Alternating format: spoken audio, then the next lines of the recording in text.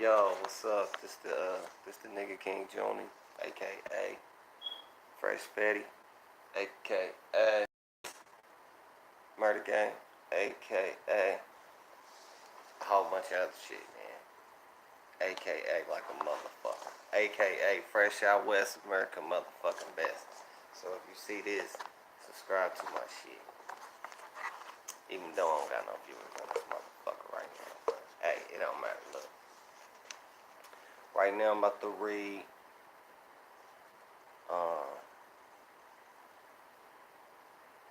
from Plutarch's treatise of Isis and Osiris.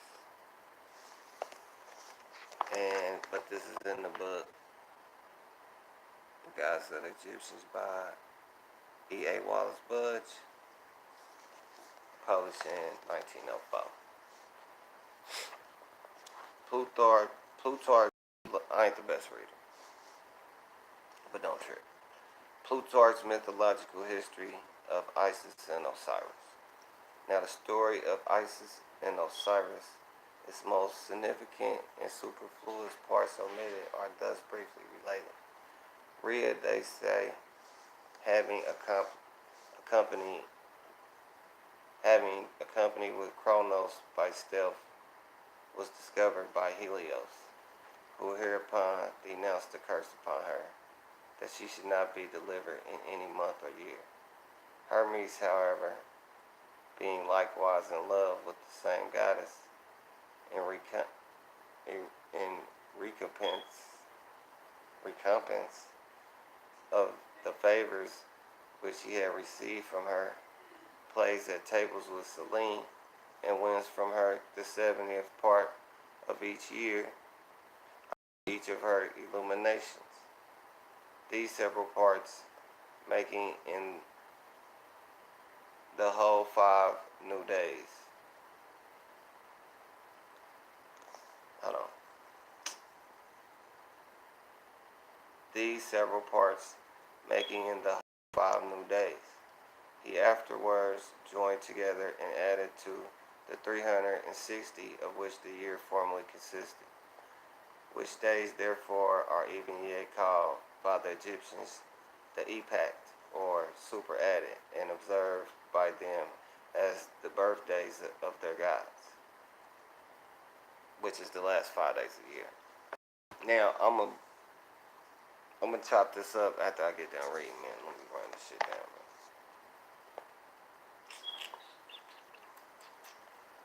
For upon the first of them, say they, was Osiris born, just as whose entrance into the world a voice was heard saying, the Lord of all the earth is born. There are some indeed who relate this circumstance in a different manner, as that a certain person named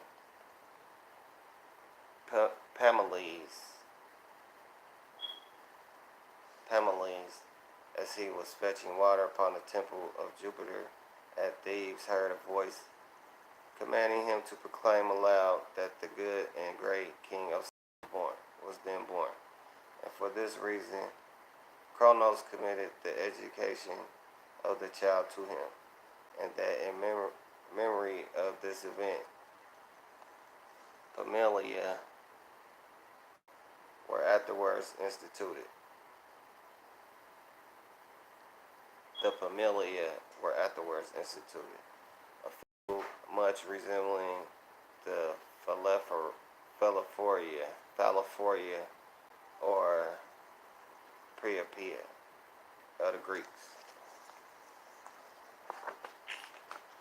Upon the second of these days was Auroreus born, whom some call Apollo and others distinguish by the name of the elder Horus, or say Horus. But at the bottom, it say herodotis. Upon the third Typho, i.e. Set, came into the world, being born neither at the proper time nor by the right place. but forcing his way through a wound which he had made in his mother's side. Isis was born on the fourth of them in the marshes of Egypt, and Nephthys was upon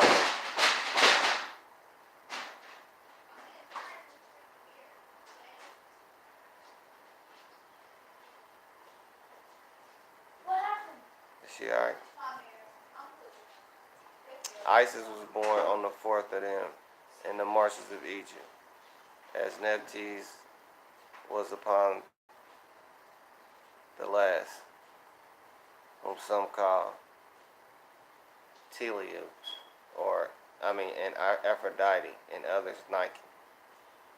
Now, as to the fathers of these children, the two first of them are said to have been begotten by Helios,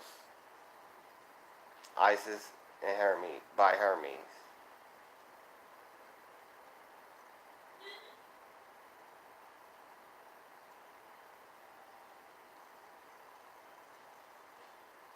Typho and Nephthys by Kronos, and accordingly the third of these superadded days, because it was looked upon as the birthday of Typho, was regarded by the kings as inauspicious, and consequently they neither transacted any business in it or even suffered themselves to take any refreshment until the evening.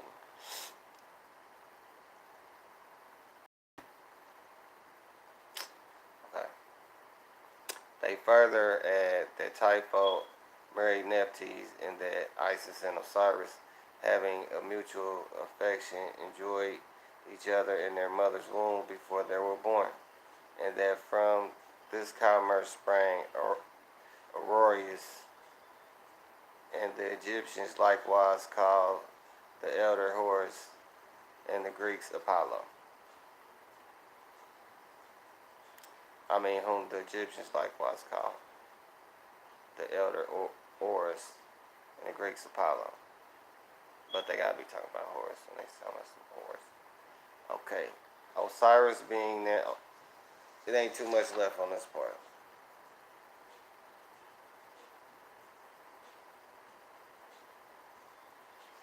What is that one? Okay, anyway.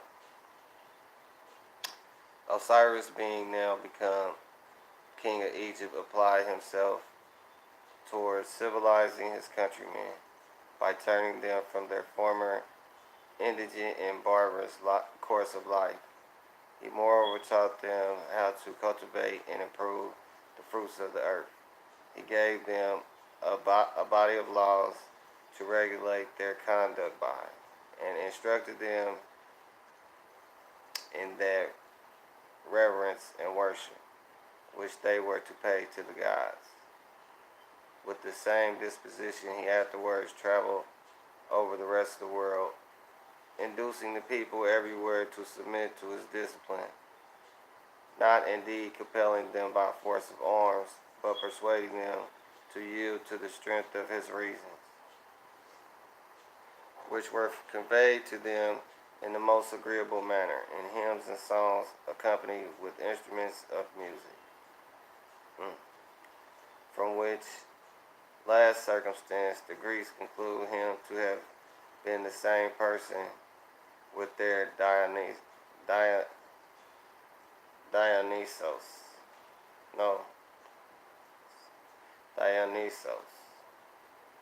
This say Dionysos, or Bacchus.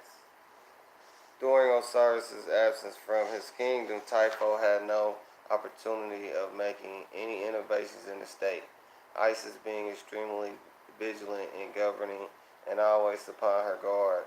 After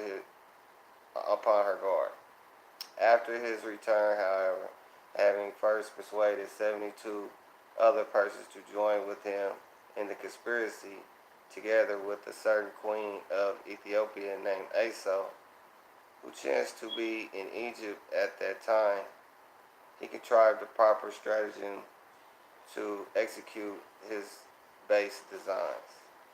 For having privily taken the measure of Osiris' body, He caused the chest to be made exactly of the same size with it, as beautiful as might be, and set off with all the ornaments of art. So basically, a bling bling coffin, nigga. A jeweled up coffin. Nigga, the jeweled up coffin that you ever seen, nigga. Okay.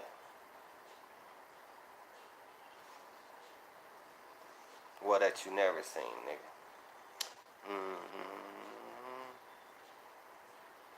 Lost my place.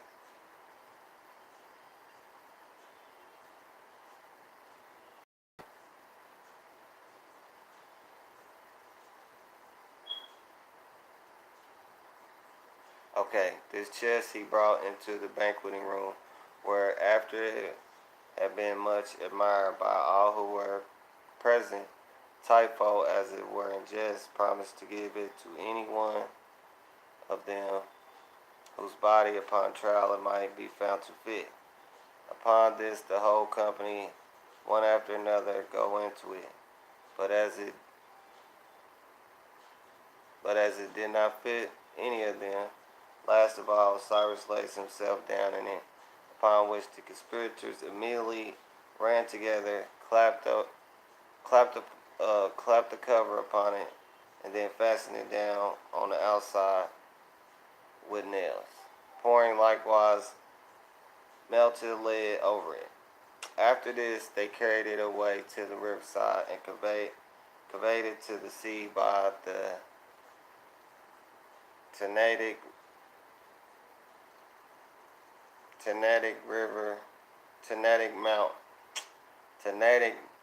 mouth of the Nile, which for this reason is still held in the utmost abomination by the Egyptians, and never named by them, but with proper marks of detestation. These things, say they, were thus executed upon the 17th day of the month of Ather, when the sun was in Scorpio, in the 28th year of Osiris' reign. Though there are others who tell us that he was no more than 28 years old at the time.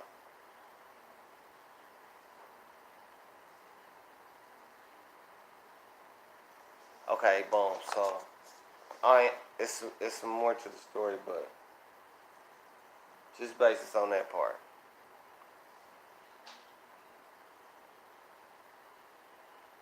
It's basically the creation story, and I mean it ain't the whole story, but it just show. Well, I can't even say it's the creation story. It's the story of basically Authorz, who they call Osiris. And, when he descended to the earth in human form, and was the first dynasty king, or the first king of the first dynasty Egypt.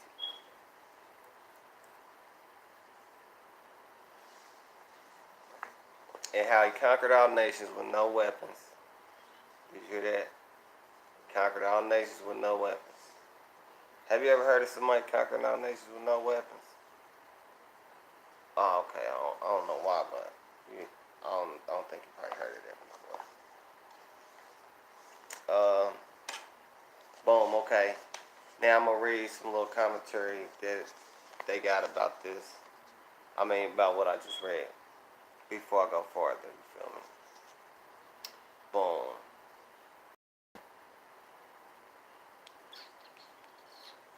Okay.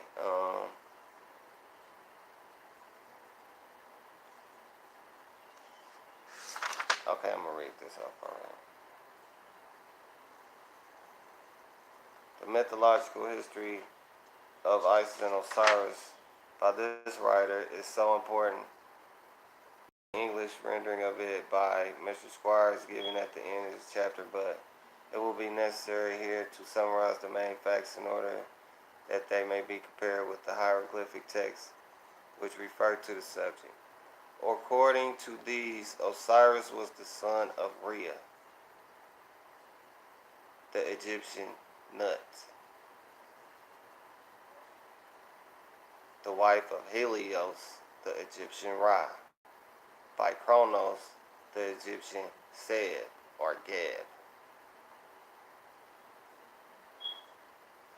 When Helios found that his wife was with child they saying Seb, but I like Geb better. By Geb, he declared that she should not be delivered of her child in any month or in any year. By stratagem, Hermes, the Egyptian thought, played at tables with Selene, who won from her the 70th part of each day of the year, i.e., in all 5 days, which he added to the year. On the okay, boom, boom, boom, boom, boom, boom.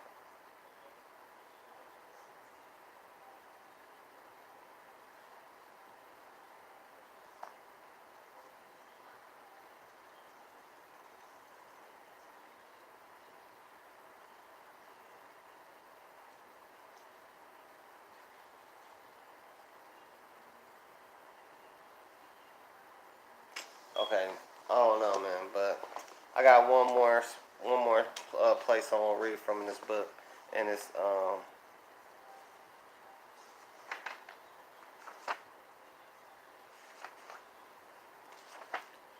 and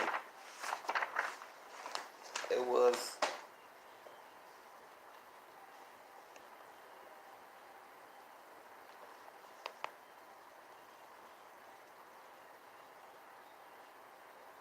and I want to leave this out of this video.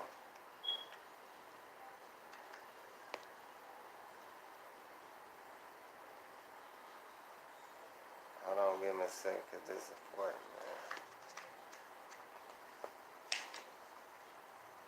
Well, it ain't no viewers watching right now anyway, but for motherfuckers see this shit later, hold them up.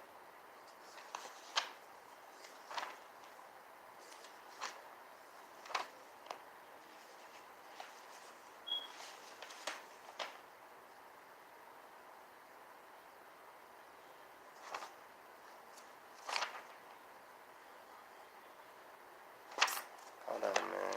Hell no. See, that motherfucker right there left out a part that's important to me. 188.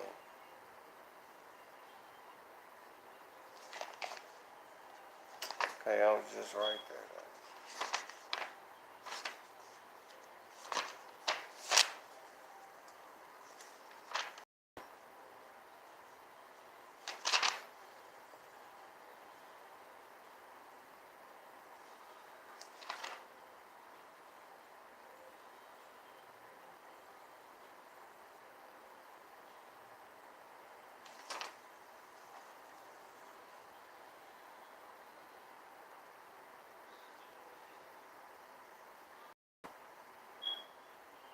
Okay, I guess I did read that part. Okay, boom.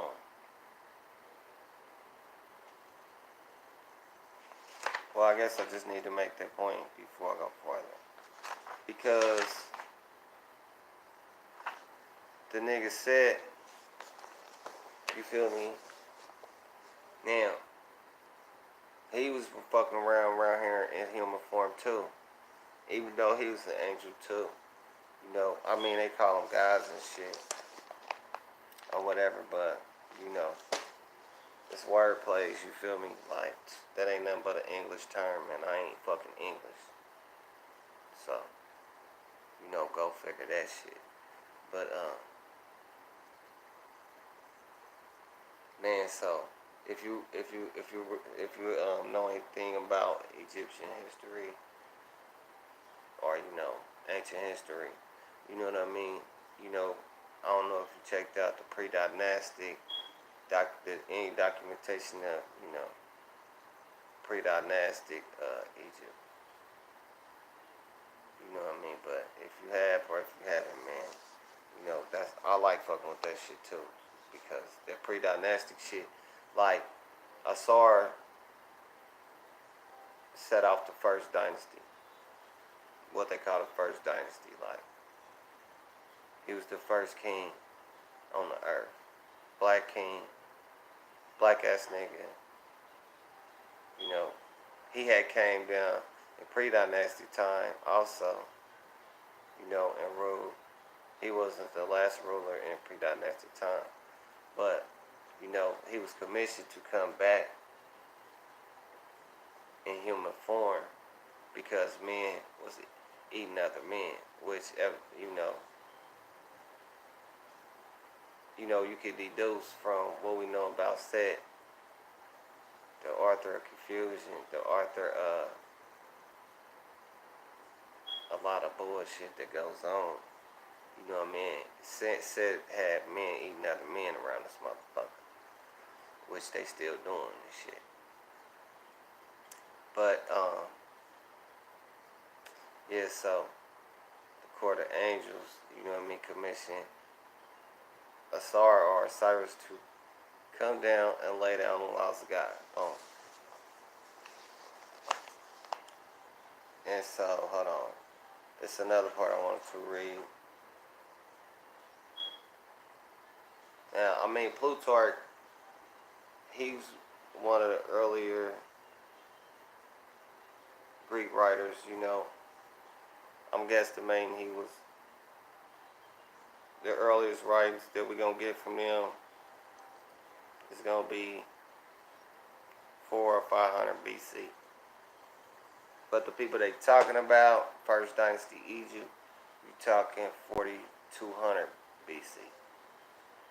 So, like, 3,500 years before this motherfucker even thinking about writing this shit, he getting the story told to him by somebody. Because he can't read the fucking shit on the fucking wall. So, hold on, wait a minute.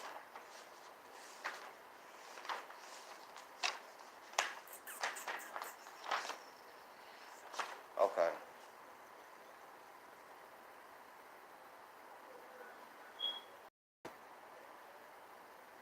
Okay, I just want to read a little what it say about Set, what Plutarch said about Set.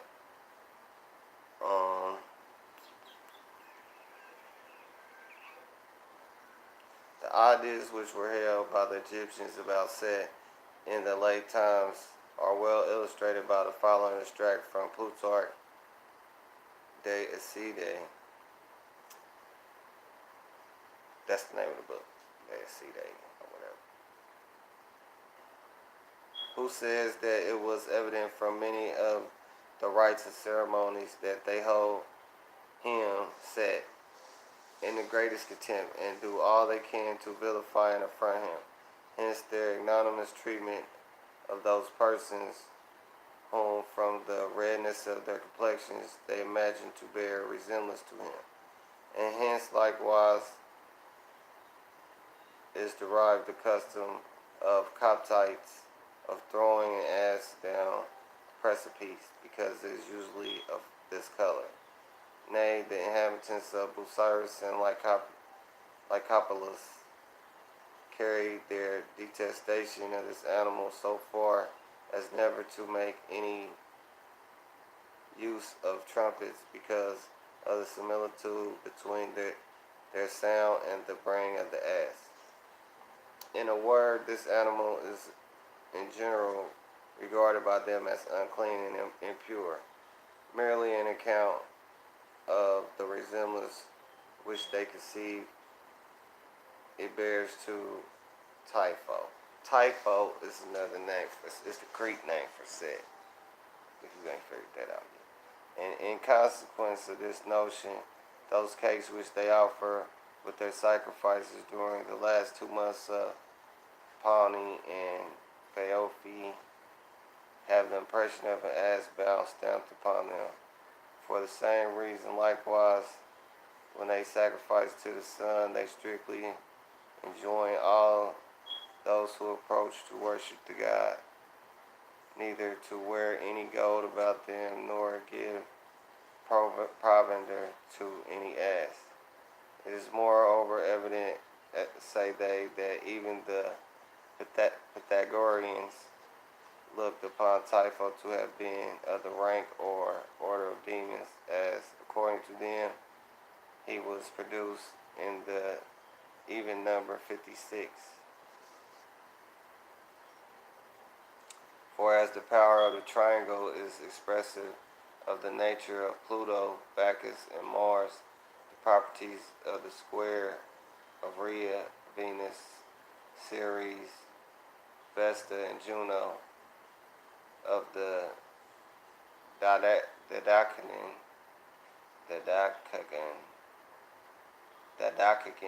of Jupiter, so as we are informed by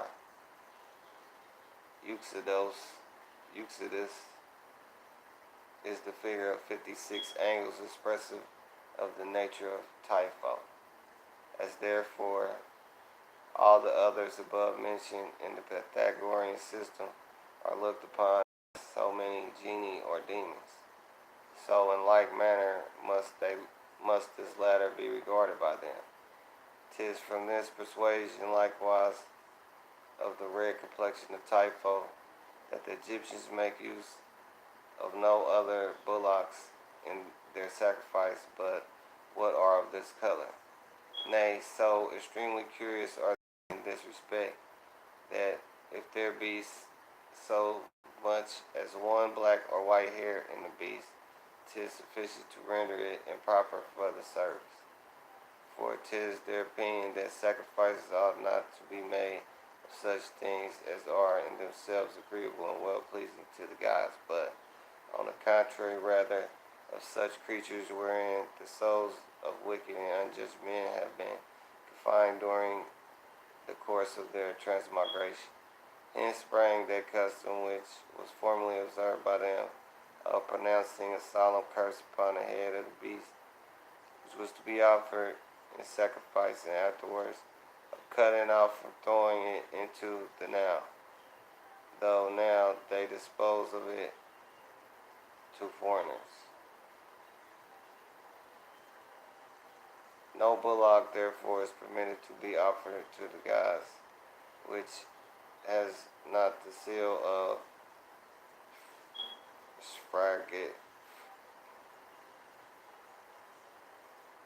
Sfrageste first stamped upon it, an order of priests particularly set apart for this purpose,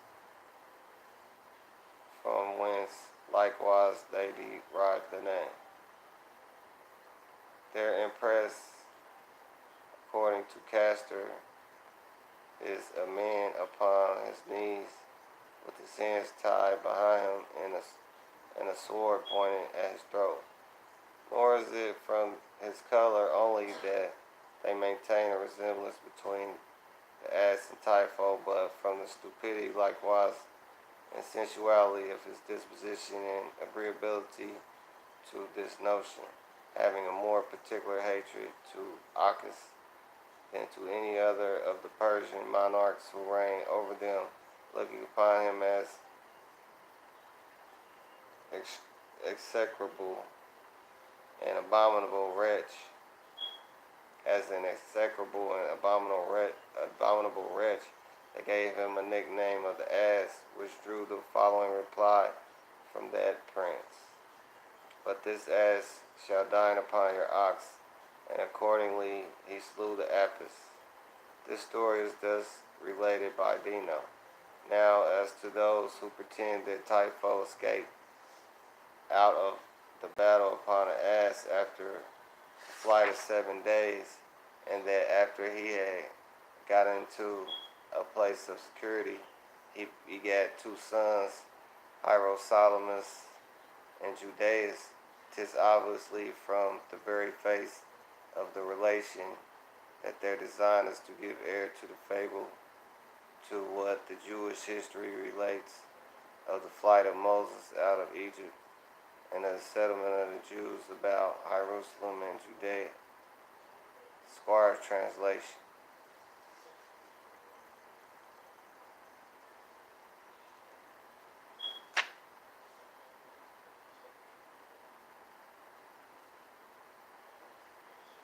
Now that Jerusalem and Judea shit,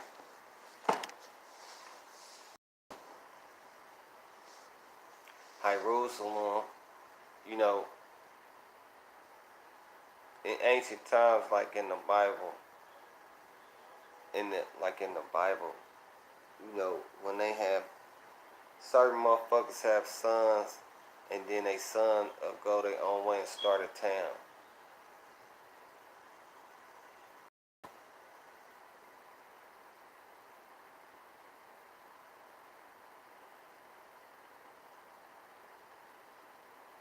And start a fucking town.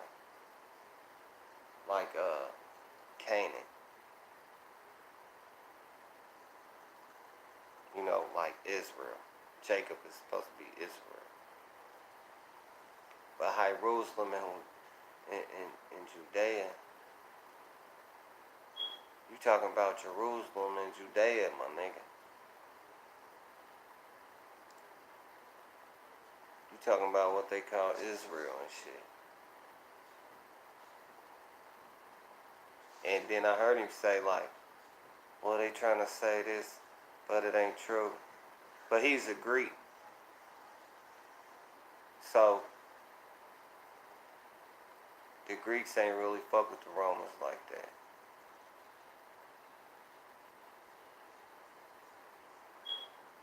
But the Romans copied everything the Greeks had.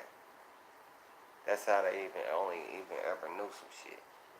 And the Greeks copied everything the Egyptians had and then just changed names and shit and changed stories, remix. Cause they didn't fucking know how to talk or nothing before that shit. They didn't have no writing or nothing. You know, the niggas developed the fucking form of writing that for them to understand, cause they couldn't understand our shit.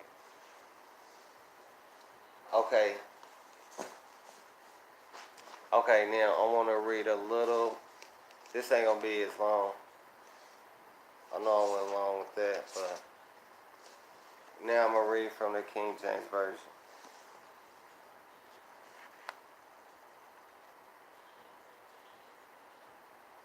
Okay. Yeah, I'm gonna read from this and then I'm gonna read two things from this.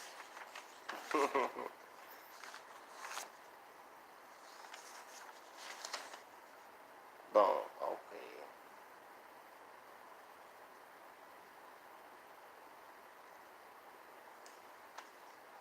Genesis. Boom. At the beginning. Genesis 4.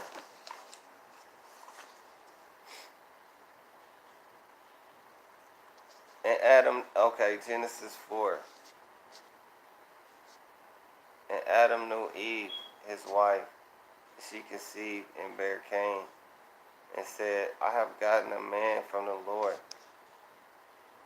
And she again bare his brother Abel, and Abel was a keeper of sheep, but Cain was a tiller of the ground. And in process of time it came to pass that Cain brought of the fruit of the ground an offering unto the Lord. And Abel he also brought of the firstlings of his flock, and of the fat thereof. And the Lord had respect unto Abel, and to his offering. But unto Cain and to his offering he had not respect. And Cain was very wroth, and his countenance fell. And the Lord said unto Cain, Why art thou wroth? And why is thy countenance fallen? If thou dost well, shalt thou not be accepted? And if thou dost not well, sin lieth at the door, and unto thee shall be his desire, and thou shalt rule over him. And Cain talked with Abel his brother, and it came to pass, when they were in the field, that Cain rose up against Abel his brother, and slew him. And the Lord said unto Cain, Where is Abel thy brother? And he said, I know not. Am I my brother's keeper? And he said, What hast thou done? The voice of thy brother's blood crieth unto me from the ground. And now art thou cursed from the earth, which hath opened her mouth to receive thy brother's blood from thy hand. When thou tillest the ground, it shall not henceforth yield unto thee her strength. A fugitive and a vagabond shalt thou be in the earth. And Cain said unto the Lord, My punishment is greater than I can bear. Behold, thou hast driven me out this day from the face of the earth, and from thy face shall I be hid. And I shall be a fugitive and a vagabond in the earth. And it shall come to pass that every one that findeth me shall slay me. And the Lord said unto him, Therefore, whosoever slayeth Cain, vengeance shall be taken on him sevenfold. And the Lord set a mark upon Cain, lest any finding him should kill him. And Cain went out from the presence of the Lord, and dwelt in the land of Nod, on the east of Eden. And Cain knew his wife, and he conceived and bare Enoch. And he builded a city, and called the name of the city after the name of the son Enoch.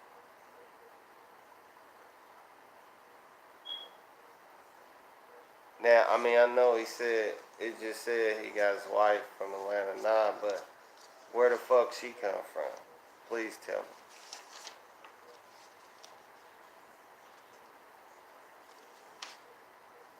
I don't know, you tell me. Now, hold on, but that ain't, that's one thing I wanted to read, and then there's one more. This is real crucial right here.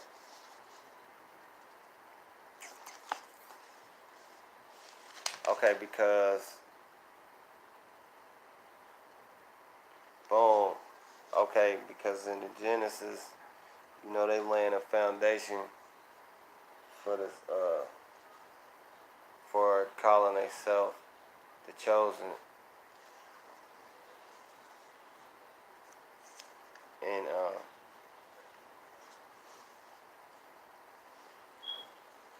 okay, wait a minute.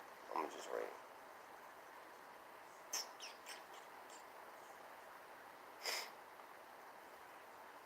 Okay, all the way from them, then it comes down to the nigga Noah. Noah's Ark, and the flood, and all that shit. So, I'm picking up Genesis 9.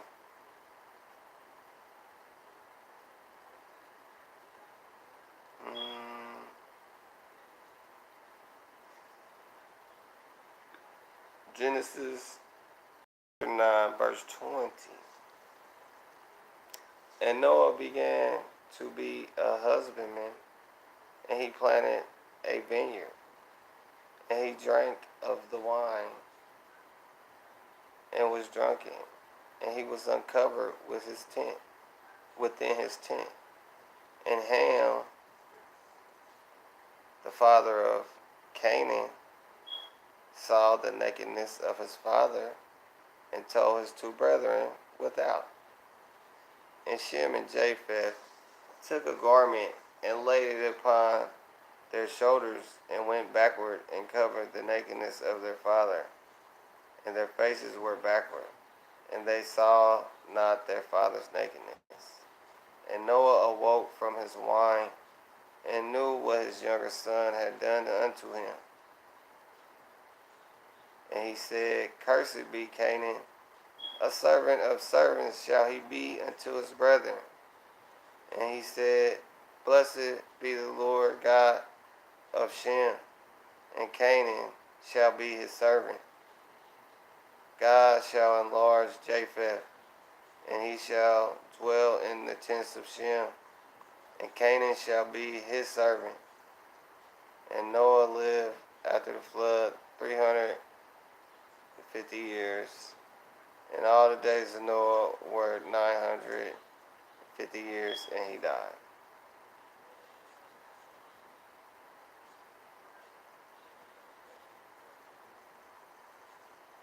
Now, that shit might not mean too much to you, but when they talk about Ham, Shem, and Japheth, they say, basically, niggas is descendants of Ham. Black folks is descendants of Ham. So-called black folks. So-called African descendants. Shem is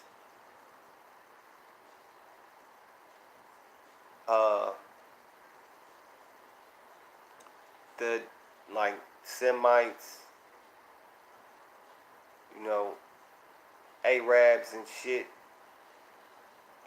probably more or less Asiatic motherfuckers, whatever they want to call that shit, is descendants of Shem.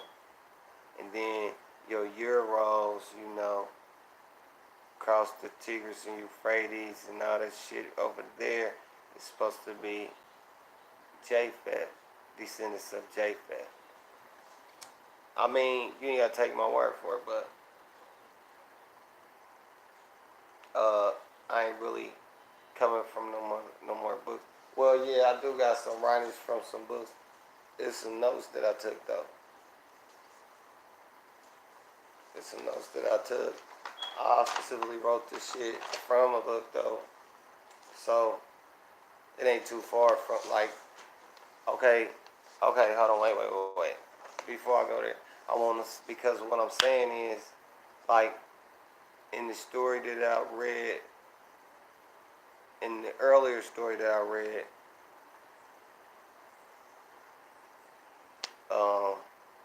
you have a family split between Asar and Set, or what they call Osiris and Set. Asar conquered all nations with no weapons. He laid down the laws of God, taught people how to farm.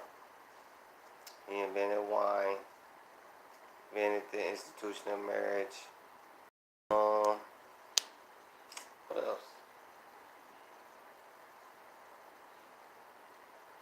Taught people how to pay homage and worship to God and the ancestors. And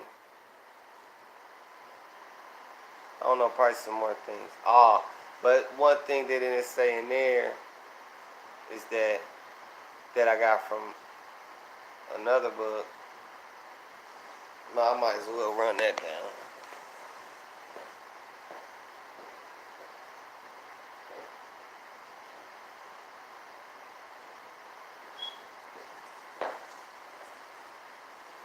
It's just another Budge book though. It's the Osiris, the Egyptian Resurrection, Part 1.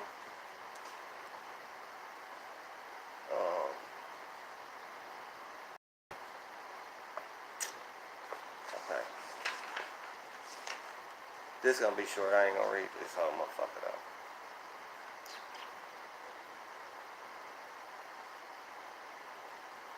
Theodorus, who was a keen student of the religions and mythologies of the peoples. Theodorus is another with whom he came in contact tells us that Osiris forbade men to eat each other.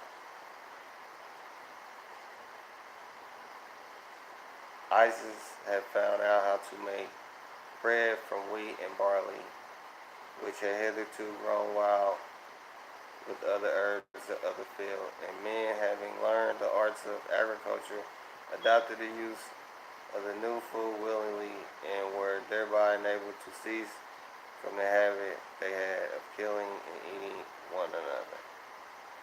Every student of African customs, ancient and modern, knows that the tradition recorded by Diodorus rests on fact, and that under certain circumstances, most of the people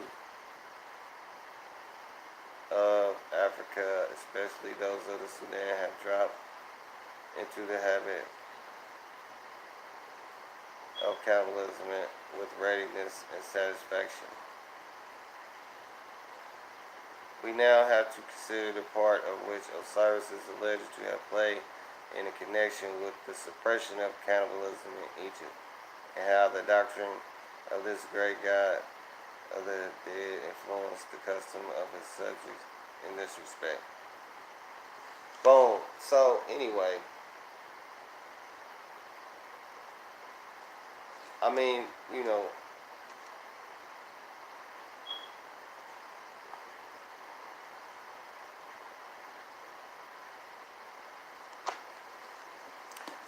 a lot of black people don't like fucking with the boy Budge because, you know, he prejudiced and all that shit. I mean, but, you know, like, he gave up some of the texts. The stuff that I read today is from Greek writers. It's not specific from the text per se, but I'm laying it down in this video to give, just to lay that out. This is what the earliest European writers got to say about the subject. You know what I mean? When I find the writings, you know, from the temple walls that I want to read, then I'll do that. But until then, the point, I just read that because it was saying some shit that the other one didn't say about that. He abolished cannibalism. Now, said, we know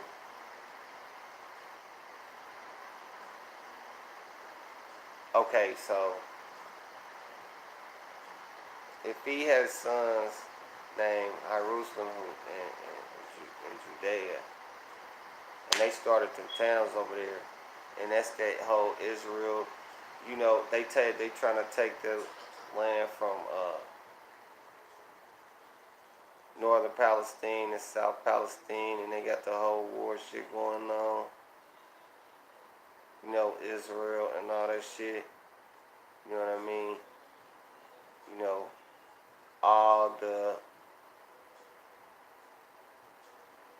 whitest of the white people that claim Israel, trying to take the so-called holy land of Israel away from the Asian ones or the darker ones. You know, they warring over, they fighting amongst each other about that. But anyway, so you have basically, but I'm saying it was a family split between the righteous and the wicked.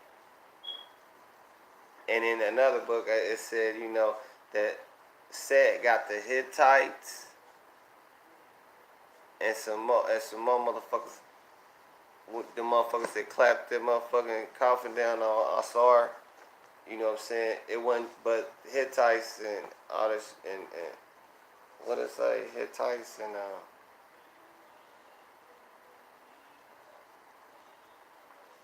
regardless, it's the motherfucking what they call Hebrew. It's them is white boys.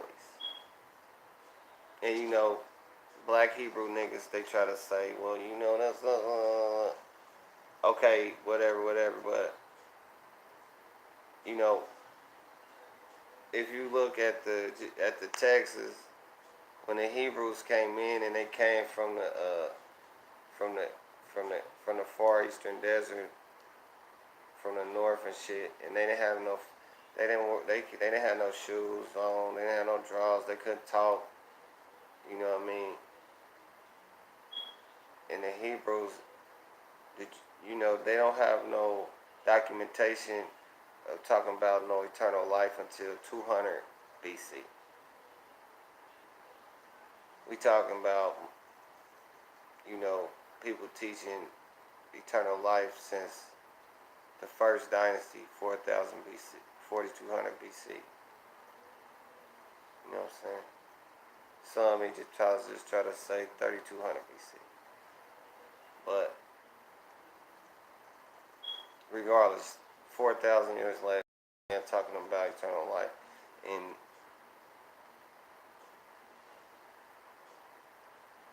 you think, I'm gonna feel like that you got the motherfucking,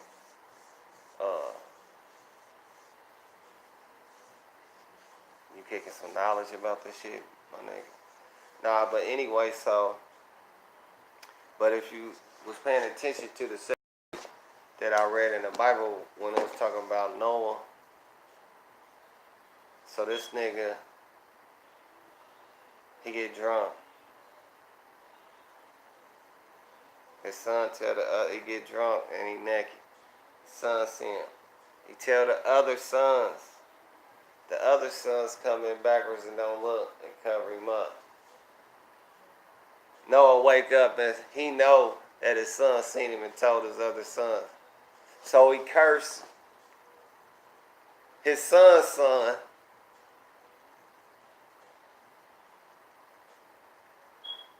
And then God say, yeah, he is cursed. Yep. To forever and ever. All his goddamn descendants is going to be the servant. Nigga, the light-skinned one and the white one. Forever. Yup. Man, get the fuck out of here. How the fuck? Okay, so he got, I know that nigga did it. How the fuck did you know? For one thing. And then because you said he cursed, and then God said, yeah. Man, God ain't about to do that, man. But if I look at what you laying down, you saying, because you saying Ham, I'm the descendant of Ham, so I'm racially cursed forever and ever. And then you saying the descendants of Japheth and Shem is racially gifted forever and ever. So now you see, it was a family split in the first story, a family split in the second story. But the family split in the first story was between the righteous and the wicked. Or better yet, the wicked and the righteous. And, you know, Kursed wasn't just to, you know, great-great-granddaddy of white folks and Arabs and Asiatics and shit. He also, it said he got Queen Aso to make the jeweled up coffin. This Queen Aso was one of that nigga bitches. Black, it said Queen Aso of Ethiopia. So he got white boys, black ass niggas against the real niggas. You feel me? So it wasn't, you know, races was documented in the motherfucking story, but the split was between the righteous and the wicked. Now in the fucking second story, you know, and you got a family split between racially gifted and a racially cursed. Man, I'm not going for that weak ass shit. Plus, you know, what you don't know is, see this motherfucker right here, let's see when it say it was published. The King James Version was published around or about 1611. Let me see what it say. No, it don't say. 1611. In like 1607, King James commissioned Shakespeare to translate the ancient text into his version of what they call the Bible. Now, why would I say that King commissioned Shakespeare to do that? Because I read it in a book, a big old fat book. You could probably, if you find a book called The Complete Works of Shakespeare, or just any book with all the plays of Shakespeare, it's gonna start telling you, man. I read in the fucking introduction, I wanted to read this play. I wanted to read the Othello play because I heard Tupac talking about it. And then when I got the book with all the Shakespeare plays, you know, I was in the habit of reading books from beginning to end. I done ate a lot of lasagna, so I'm kind of tired.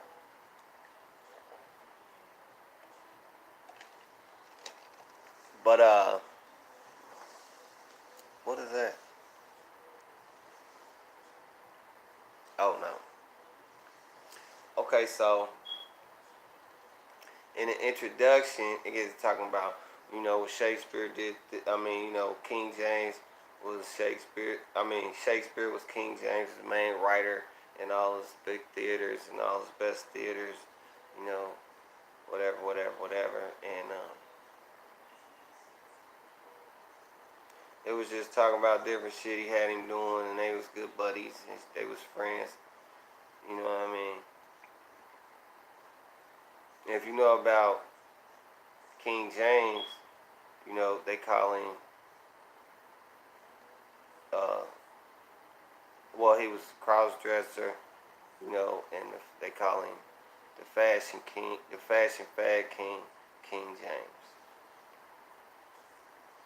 He was fucking with the little boys and all that, but probably Shakespeare too. But he commissioned for Shakespeare. Shakespeare was their greatest spell weaver. Because when you write, what is it called? Spelling. It's a formula, like a potion, like drugs today, like liquor. Certain formula makes certain shit, and then you be like, if you want to make a chocolate cream pie, use certain ingredients, certain order. Boom. You want a strawberry cheesecake, whatever you want. You know, if you know what I mean, motherfuckers be in the kitchen working their wrists. Boom, they put too much soda, you got locked. You feel me? Straight drop it.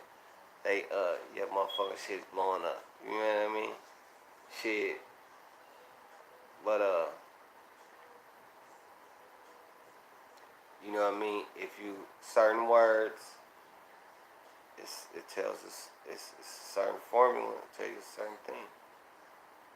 You know, let a motherfucker see a letter say, you owe $10,000. You ain't getting no fucking taxes.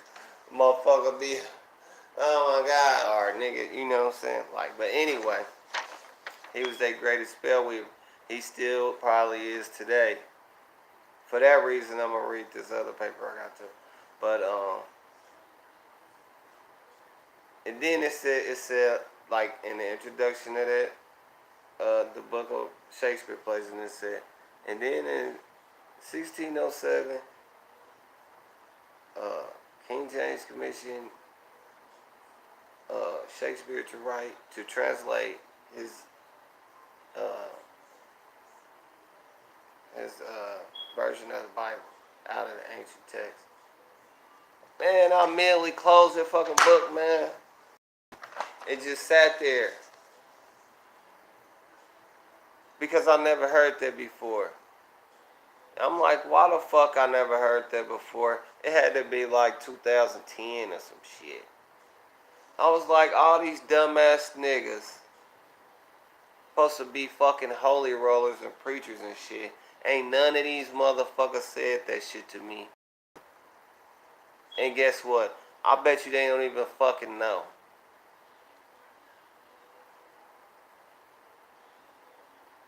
And if they did know, would they say that? Would they tell me?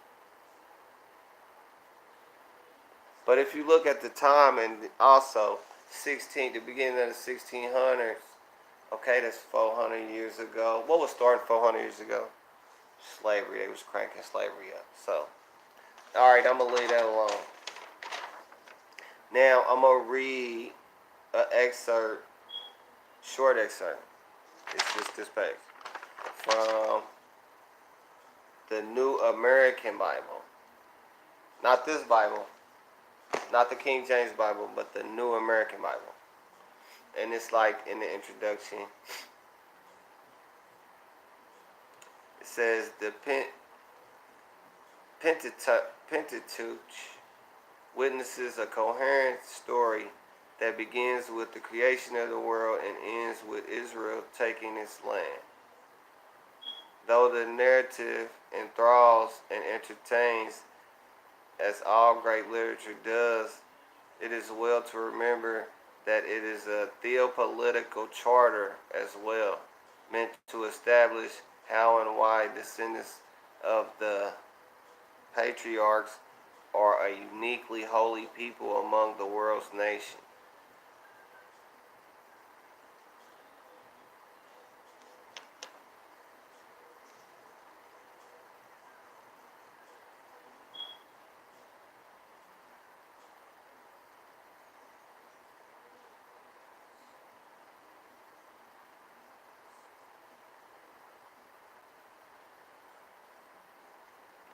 So, when you get to naming all them names and shit, if you start reading from the Bible from the beginning, you start reading all them names, and you be like, man, fuck this shit. That's what I did most all my life until just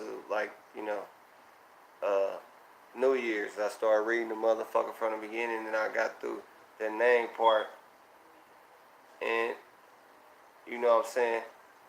That's when it clicked to me like, oh, they trying to say. They using this. They dropping all the name dropping shit, showing you a lot of why they more holier than a motherfucker like me. And then if you go to the Moses part, then I'm cursed. It said theopolitical charter. Theo means God. Po means basically probably opposite. Well, political nigga is nigga, I'm over y'all. I mean, you on that pole, I'm on this pole. Like polarity, nigga. Okay, now you might think that I'm saying this is another excerpt. Yeah, I wrote down just in case. Motherfucker might think that I'm saying that I'm sending the ham shit just on my own and saying this is what they said. In general, the descendants of Japheth are the peoples of the Indo-European languages to the north and west of Mesopotamia and Syria. The descendants of Ham are the Hamitic speaking peoples of northern Africa.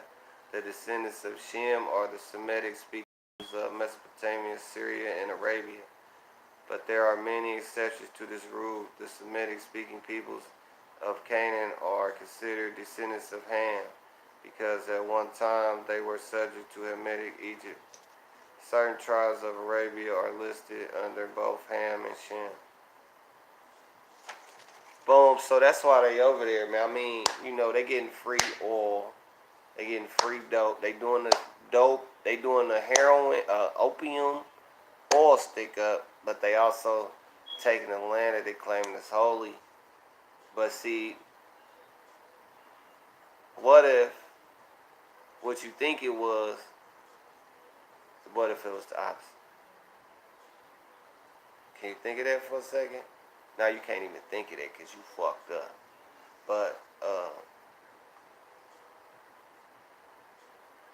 I mean, the Greek motherfucker said that Holy Land shit over there was the land of You know what I'm saying? Well, the devil's son started, the devil's two sons started that motherfucking shit over there, which I calling the Holy Land.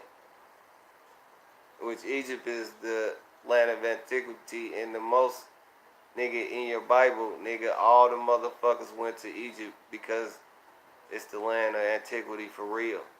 Antiquity mean where men go to find out what men know about God. Okay.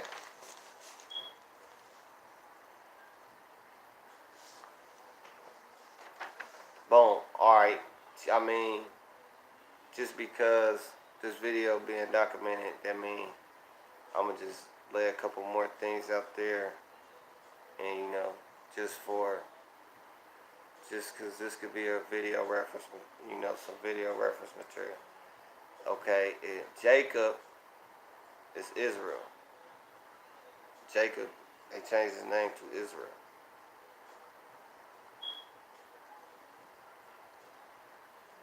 Jews, Hebrews, descendants of Jacob.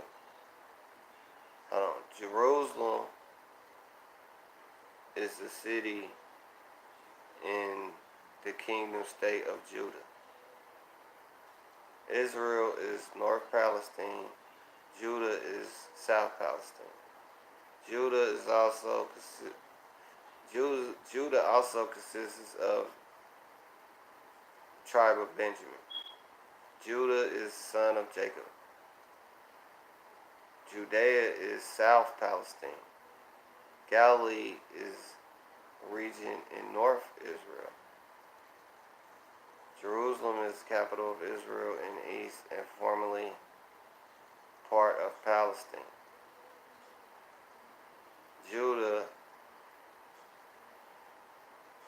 was the most powerful of the 12 tribes. So, quote unquote.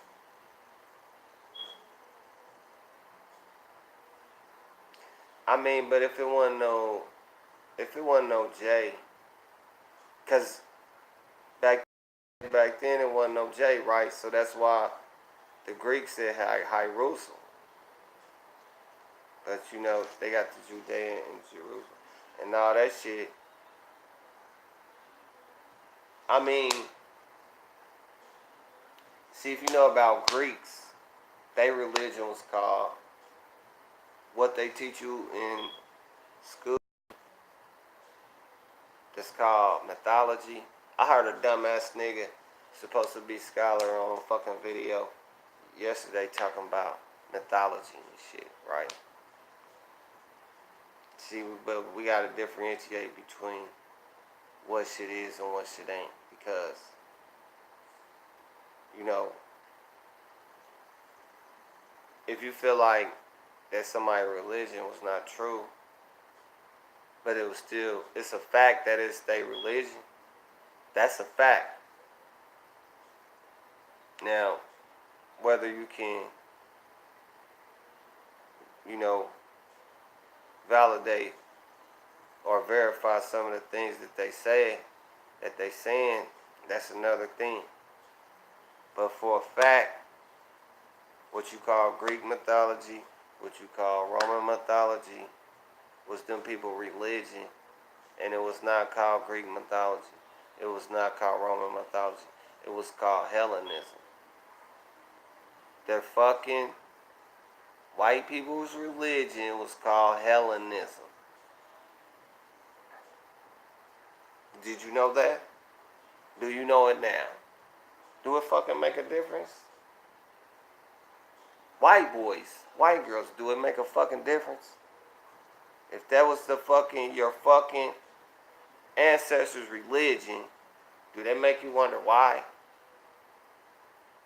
I mean, the motherfuckers that's out there on that wicked shit, they already know. But you motherfuckers that don't know, if y'all heard it from here, do that make a fucking difference to you? Do you understand? Like, just think about what it means. So maybe, you know, maybe it might mean something to you later. But anyway, so now I'll be jumping all over the place, but I think that that name Jesus come, I think it really was like what do you call it? Composite of Jesuit Zeus, like Jesuit Zeus. I mean, if I ain't right, shit, I ain't right, but it might be. Because I study etymology and philology, you know, and word derivation, so in different, you know, dialects and, you know, where words come from. So, you know, names could be similar, and then, you know, it be different names for different people give different shit different names too. So if you don't know them, then you won't know. But if you know, then you see some shit similar, or if you hear the name that you do know, I mean, if you didn't forget, then you can identify, you connect, you make connections. You know what I'm saying?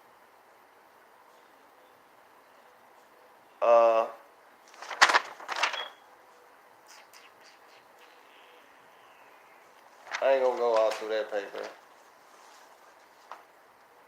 because this video already went pretty long.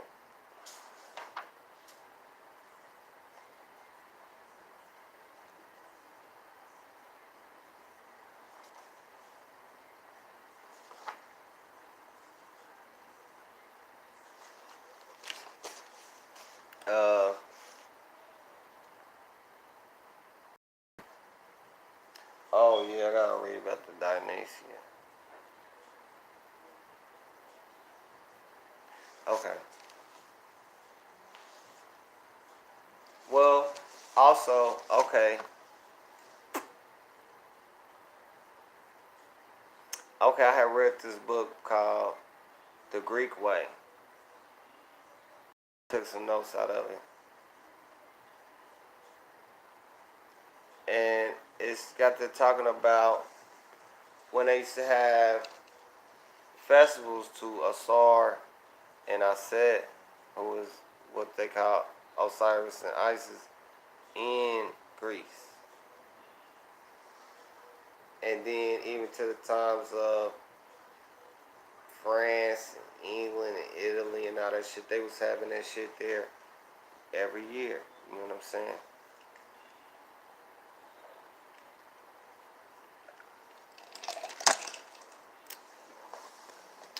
Like I said, white people didn't really start writing till like 500 BC. Well, the Greeks,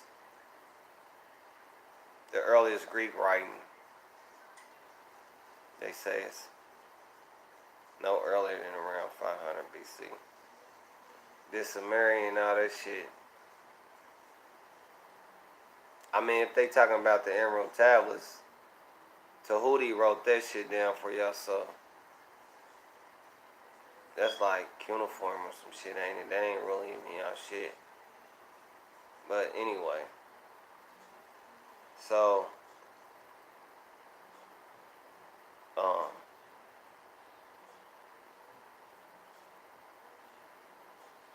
yeah, but the Greeks, it was talking about that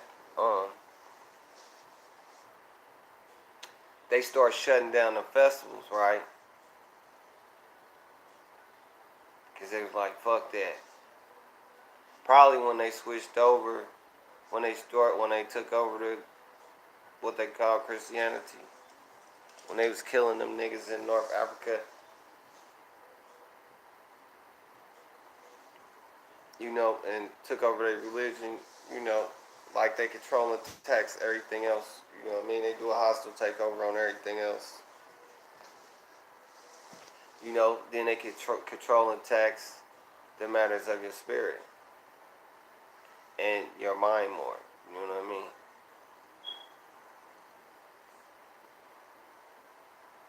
Okay, so. But then, so they would have these little secret groups and they would keep it between them. And they still do. Okay, but anyway, so what it was saying in the Greek way book, it said everyone initiated had to take an oath not to. It was talking about the what they called the mysteries. They called it the mysteries. That's why they call it myth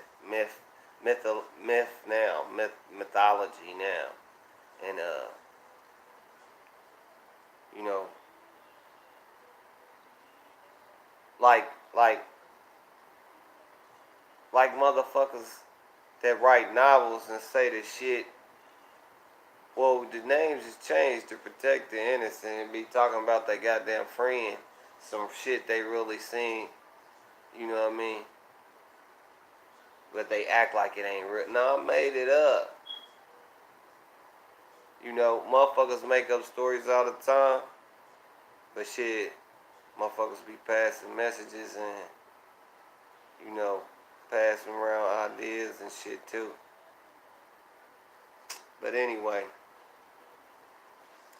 I got another video I'm gonna do about that, man. About the,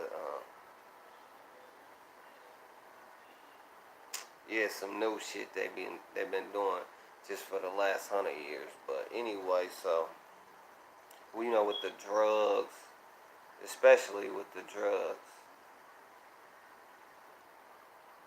it started off based on the story of, well, the celebration of authorz, you know, the festival that they would have in the spring for Osiris.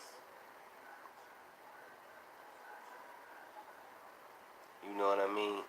That's how theater even started. So y'all movies, and then all the hero shit, like every superhero, all your movies, goddamn it, cartoon, nigga, anything, the Lion King, the Godfather, all that shit based on Osiris and Horus, my nigga. Horus the hero, the hero, nigga, the original hero. So anyway, the most famous and popular. Oh, okay, this from the Greek.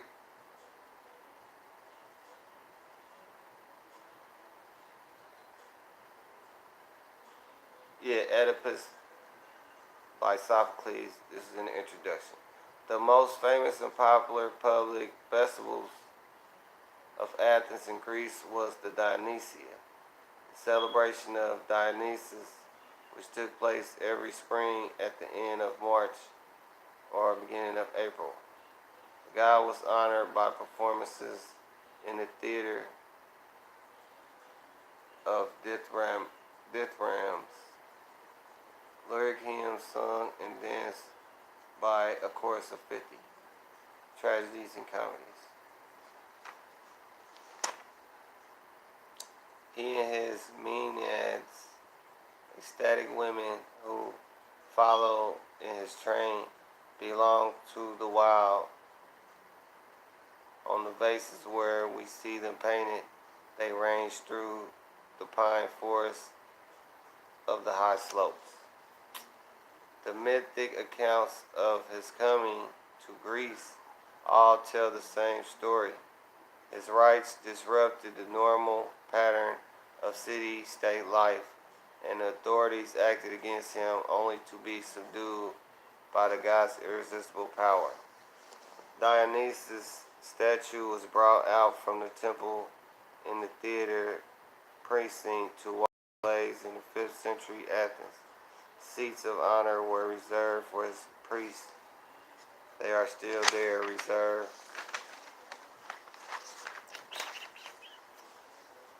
for the priests of Dionysus, carved on the marble. 4 days of performance were a city festival open to foreigners as well as citizens, a time when business was splendid, when even prisoners were let out on bail so that they could attend. Dionysus is the life spirit of all green vegetation, ivy, pine, tree, and especially the vine. He is, in Dylan Thomas' phrase, the force that through the green fuse drives the flower. Dionysus is a popular rather than an aristocratic religious figure, a latecomer to the Olympian pantheon, immortalized in Homeric epic. His worship in Athens seems to have been given official status under the anti-aristocratic dictatorship of Pisistratus, the 6th century prelude to the establishment of democracy in the theater. His true ceremonial came to full growth under the democratic regime. For another, Dionysus is often portrayed in contemporary base painting as masked or even as a mask. The actors in the theater played in masks. Dionysus is a god whose worship can produce states of ecstatic possession, loss of individual identity in the communal dance, and so may serve as a divine model for the actor's assumption of an alien personality as well, the audience's temporary identification with the actors on stage. In any case, the important fact is not so much that the theater was the purlieu of a particular god as that it was from the beginning a sacramental area, a place where divine forces were invoked and put to work, where the performance was for actors and audience alike an act of worship. The theater building of the late 5th century could seat between 14 and 15,000 spectators. Chorus, a Greek word that means dance. The chorus of Greek tragedy song, but it was also and had been in origin a group of dancers. Drama as we know it was created when an Athenian named Thespis added to the dance and song of the chorus the speech of an actor. The second actor was introduced by Aeschylus, the creator of tragedy. Sophikles later added a third actor.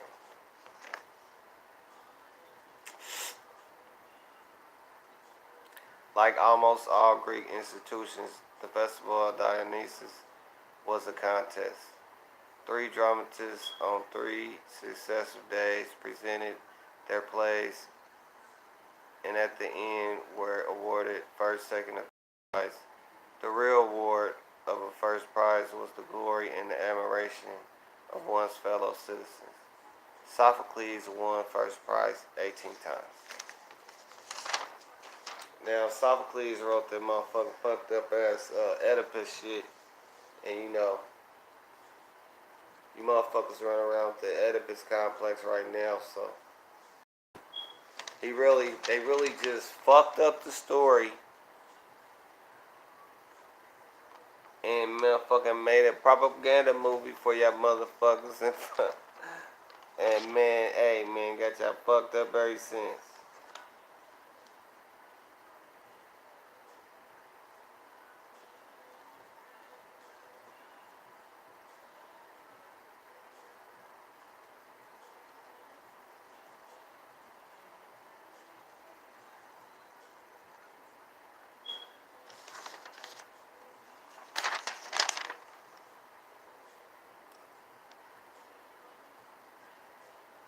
Okay.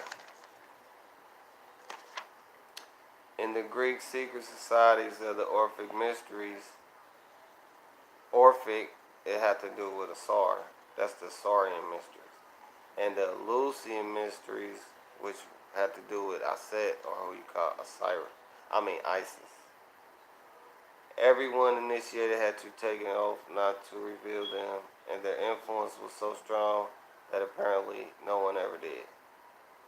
Prior to these secret societies, the most famous and popular public festivals of Athens and Greece was the Dionysia every spring.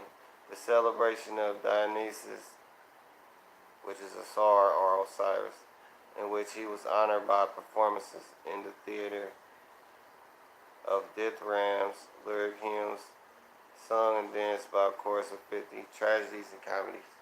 Soar is the life spirit of all green vegetation, ivy, pine tree, and especially the vine. Soar is the inventor of wine. He is also the god of dance and theater, often portrayed as Max or even as a Max.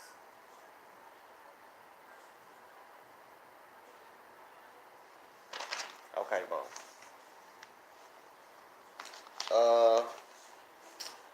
Let me see, is there anything else I want to add to this?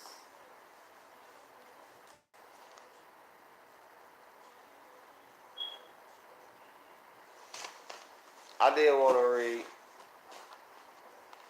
this little shit about, I don't know where it go. Yeah, this right here. It says, learning a dead language, one that is no longer spoken, is a different matter than learning a language that is still alive.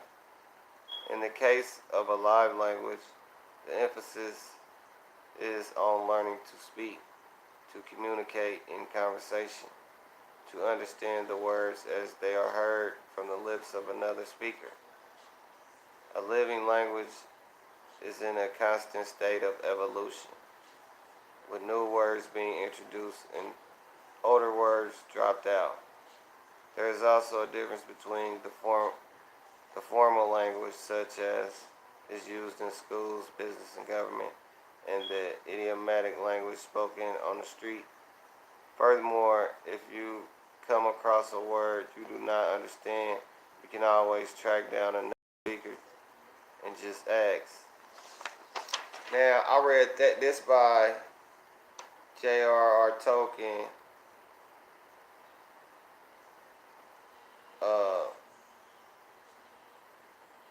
Well, that was from J.R.R. Tolkien's biography by Leslie Ellen Jones, but them was his words though. He was a language expert. He studied the Latin shit and all the languages that language came from.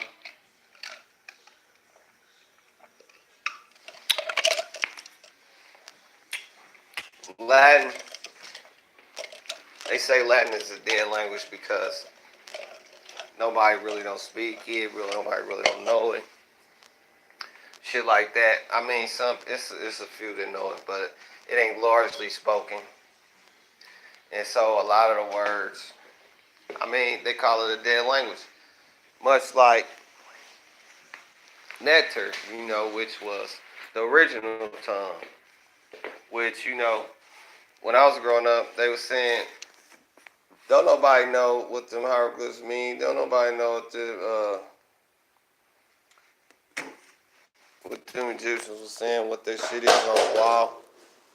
But shit, I got two. I got Hieroglyphic Dictionary Part 1, Hieroglyphic Dictionary Part 2 now. You know what I'm saying? And the motherfucker's 100 years old. Like, why the fuck I'm just getting it now? That shit crazy. So I'm learning a little bit of that shit now, but I mean,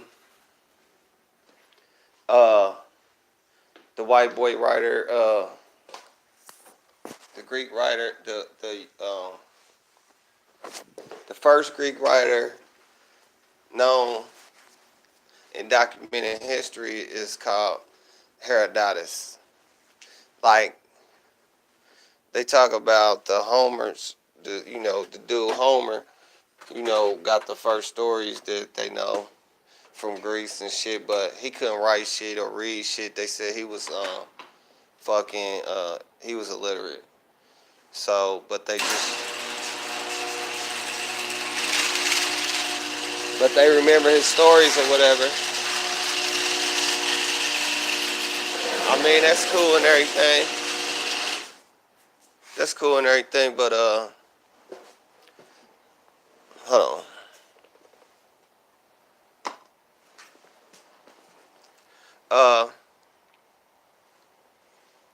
It's a little bit chilly around this morning.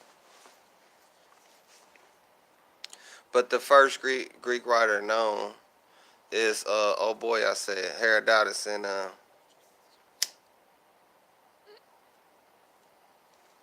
in that book, the histories that he got, he said, you know, he was down there fucking with the Egyptians and shit.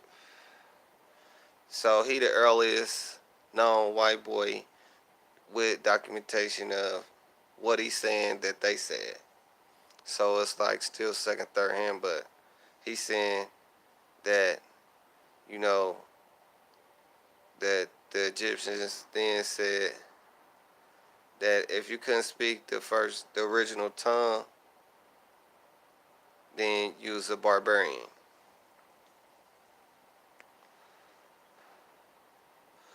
Okay, so, and I also said that, I also just read that little passage because, you know, when, you know, speak ebonics and shit and slang, or speaking a dialect from a region or whatever, and then you will hear a dumbass nigga that feel like he's intelligent, highly intelligent, or articulate or whatever, you know, like, oh, you can't even talk right, or you can't, or, you know, I'll be texting shit on the fucking internet, motherfucker, like, you can't spell.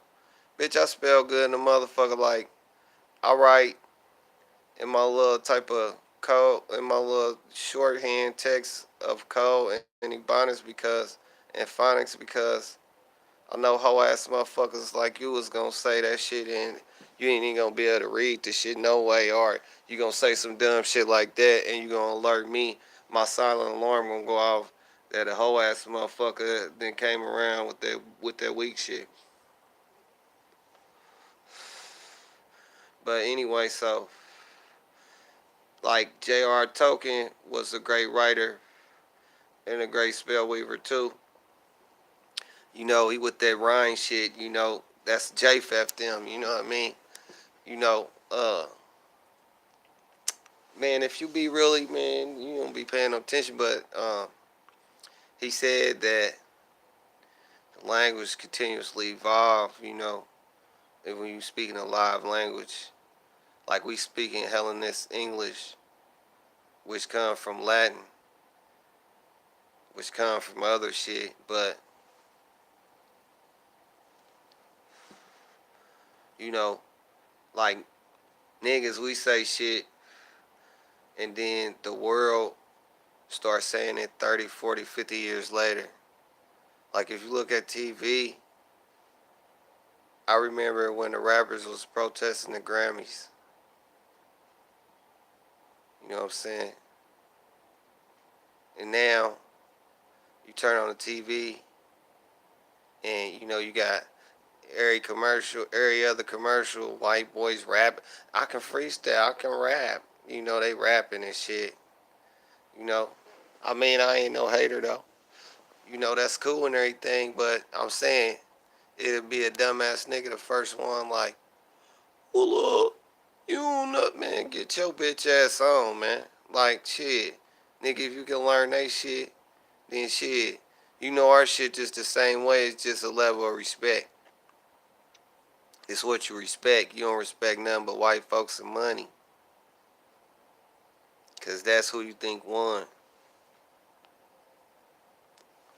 Because you don't know how the story go.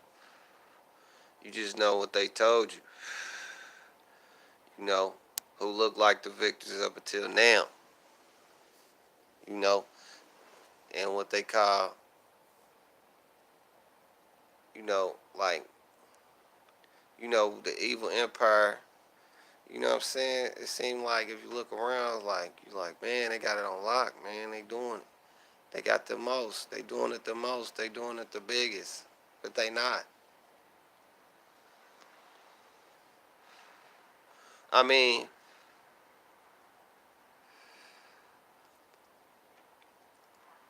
uh, as far as a unified movement of world domination, yeah, I guess they are. Because the good people don't even know the fuck that they doing it. because they doing it and while acting like they not doing it. They acting like they don't know. Well, some of them acting like they ain't doing it. Some of them that's with them acting like they don't know. You see what I'm saying?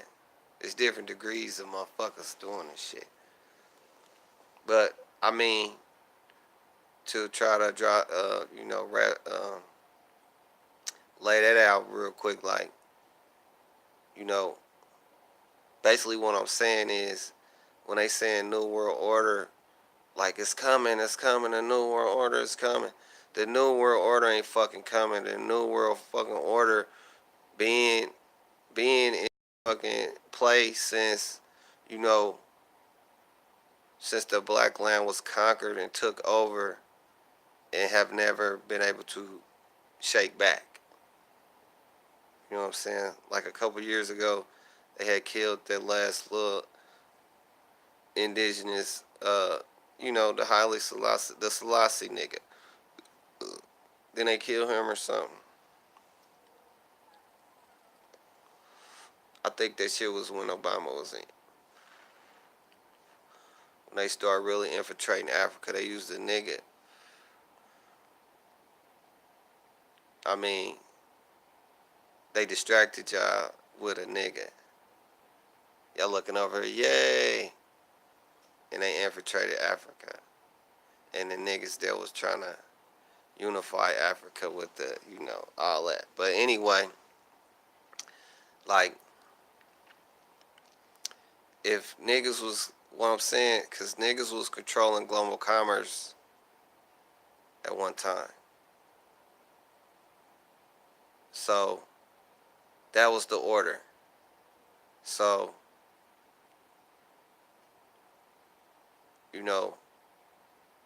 I mean, how could it be a new world order if it wasn't an old world order? That was the old world order. So the new world order is in play right now.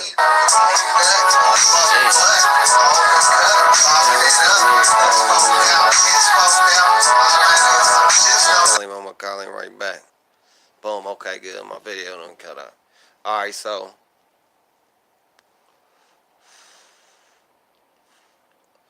it wouldn't be no new world order if it wasn't the old world order. The old world order didn't just go out. It been out. But the new world order is about to motherfucking go out because shit like this, the internet, we pass information at a higher speed than it been being passed in a long time.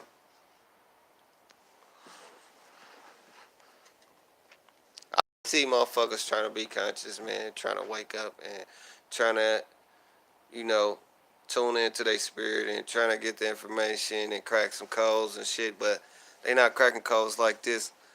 Oh yeah, this whole ass nigga yesterday, he gonna say on the motherfucking video, he was on live too, he gonna say,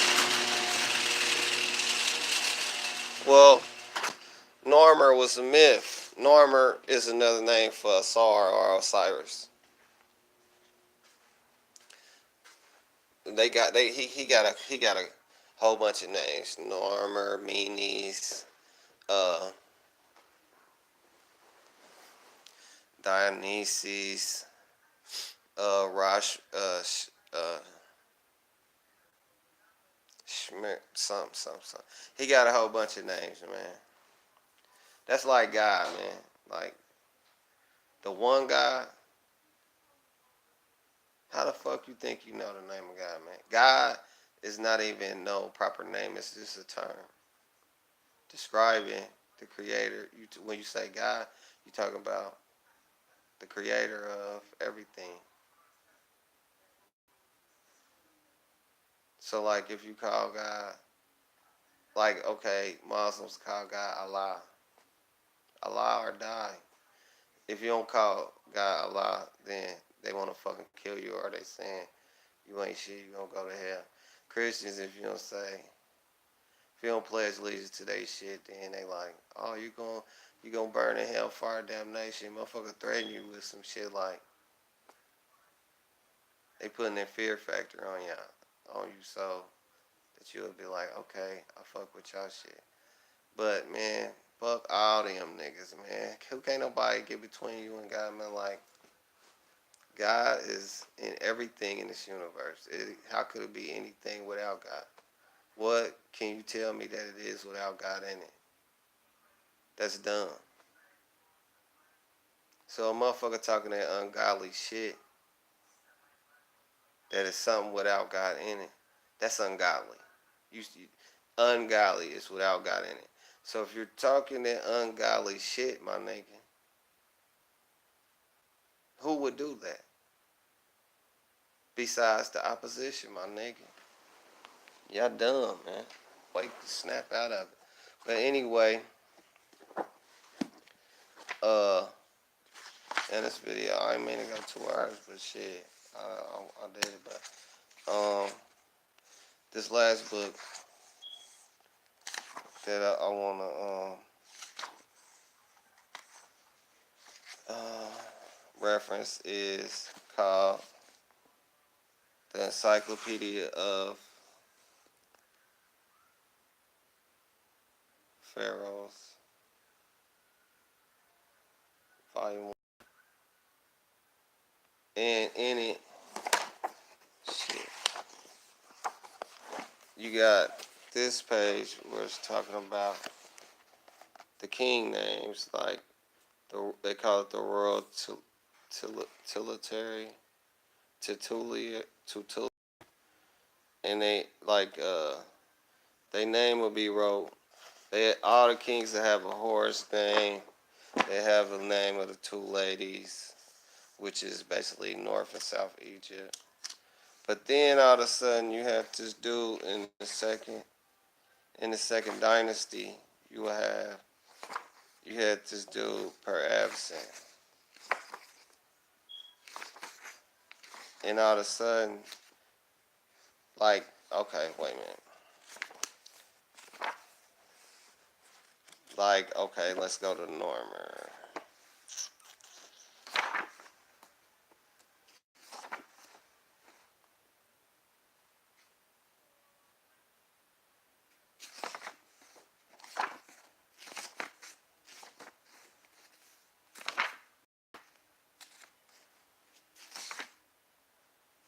Okay, on Normer,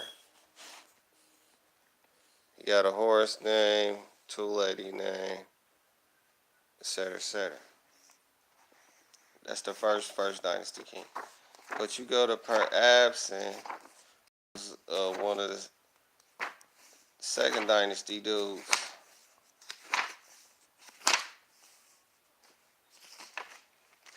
Hold on, his name was pharoahz and it's something else. Sarek.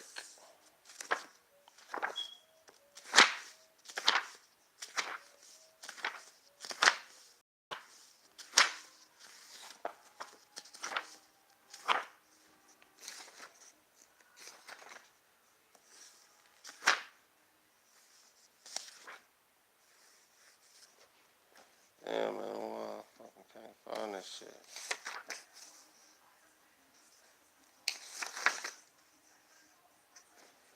Well, we gotta be up under pharoahz and then.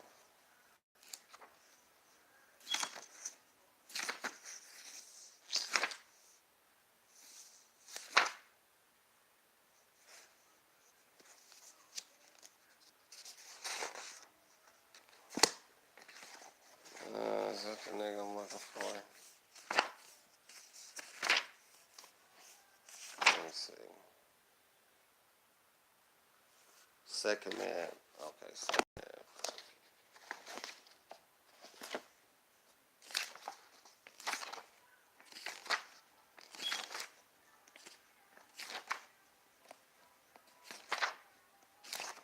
My fault, should already had this marked and shit. Second.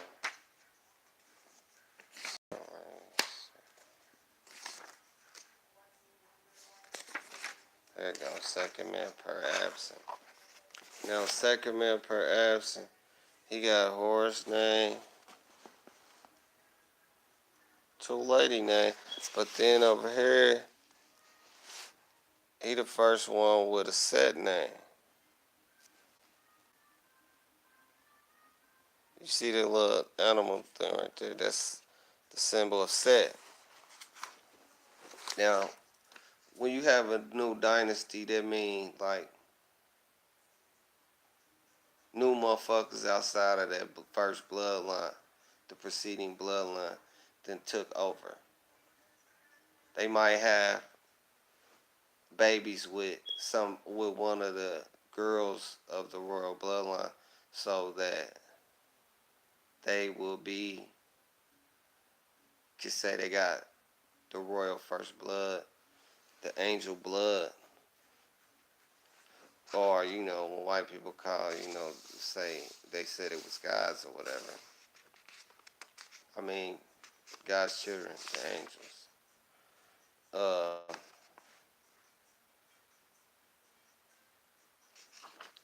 But okay, I'm gonna just read from here and say.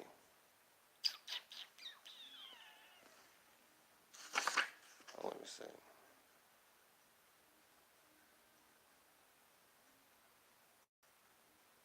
Now I'm gonna read most of this. Originally known as Sekhmet or Sekhmet Paramount, and later changing his name to Pharoahz, this king is perhaps the most enigmatic ruler of one of the most confusing dynasties of Egyptian history. While it is not universally accepted that Sekhmet and Pharoahz were the same person, the majority of scholars agree that this was probably the case. The political situation in Egypt at the time of Sekhmet's ascension may have been unstable. The half-dozen rulers to precede him in Dynasty II had evidently ruled from Memphis exclusively, giving up the tradition of Dynasty I. Had even constructed their tombs at Saqqara instead of Abydos. Abydos was closer to the south.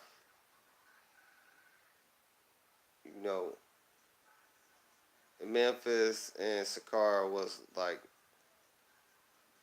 middle Egypt in the north, like really north. Both of them is in the north, like closer to where Egypt is connected to the Middle East. What they call the Middle East, and Arabia and all that shit, or the desert land that they call Israel, with a couple little oases in it,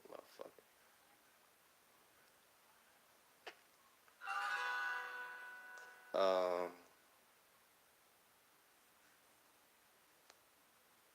Whether these kings ruled all of Egypt is difficult to say. Undoubtedly, there was friction between the north and the south, but there is no hard evidence to support an outright civil war at this time. We have no way of knowing if Sekhmet, as he was originally called, was related to any of the previous kings of Dynasty II, or whether he was born in Upper or Lower Egypt. It has been suggested that he may have been a descendant of a Dynasty I king who reclaimed the Egyptian throne. We do not know how much of Egypt he controlled. It has been suggested that he may have ruled in Upper Egypt only. It has also been suggested that he was, as per absent, able to reunite the country. Another theory has him ruling concurrently with Dynasty II's last king, Kesekemwe. Now, them niggas was having helly sons and shit. So, he could have been, the son of one of them niggas who they mama was from. They mama was, the nigga was cut. Like me. On several broken, but I ain't, what I'm saying, I ain't got my mama Filipino, but anyway. On several broken stone vessels from the Step Pyramid complex, the name Sekhmet Paramount appears with the epithet tribute or conqueror of foreign lands. Apart from these stone bowl secament is also mentioned on a ceiling discovered at the site of an old kingdom town in Elephantine and on an alabaster bowl of unknown origin. Ceilings on this of this king were also found in both the tomb and funerary enclosure of pharoahz and Abydos. Exactly why or when Sekhmet changed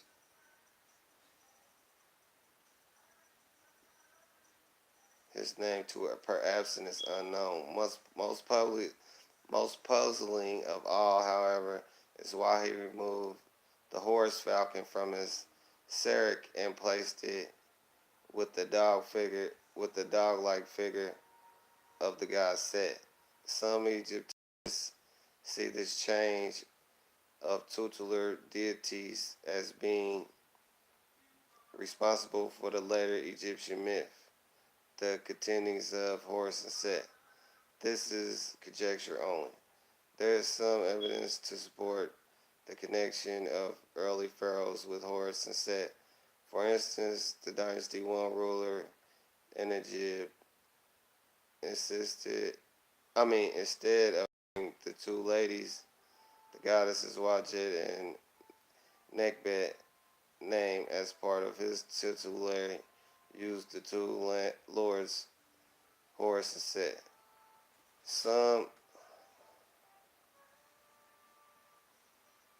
I'm gonna have to check that nigga back out too then. Because,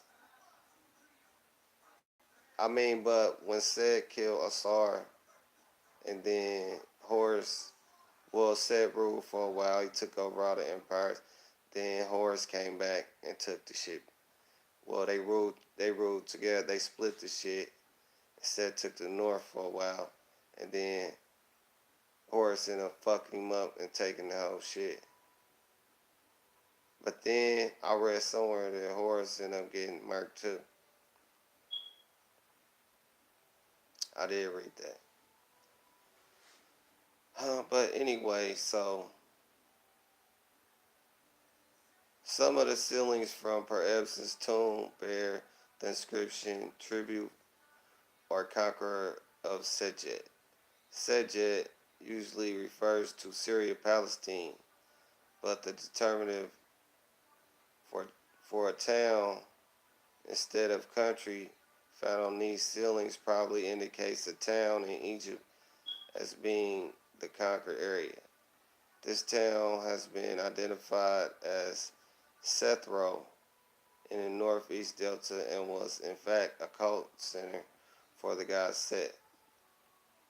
Wilkinson considers the possibility that this town was added to Egypt proper and the Set cult begun there during Pharoahz's reign. The tomb of Pharoahz, excavated at the turn of the century by Petrie, contained a number of... Okay, I don't gotta read the rest of that. That's my point. Because they was like, fuck a horse name, nigga, I got a Set name on my shit. And it said, because, it was the motherfuckers from Syria, Palestine. So not only had they took over for a little bit, but they was representing when they put a Set name on their cartouche. They like, nigga, we repping this. Like bangers. We banging. They was banging.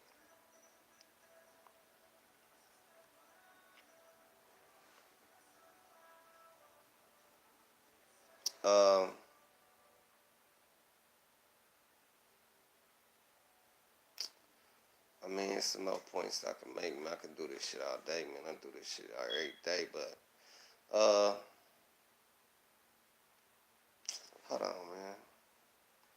It was something else I was gonna say when I was reading this shit.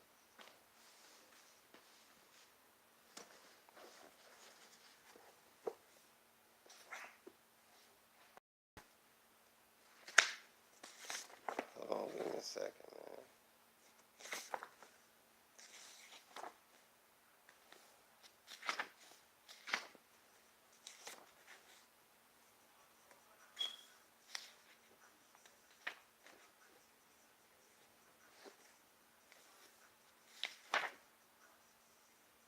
Oh, I gotta talk about the Valley of the Kings. Boom. So, where's my water? The Valley of the Kings is the key to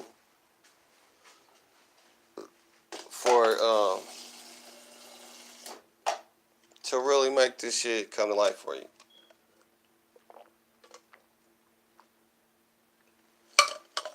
Cause I done said a lot, or I might didn't say shit if it don't mean nothing to you, but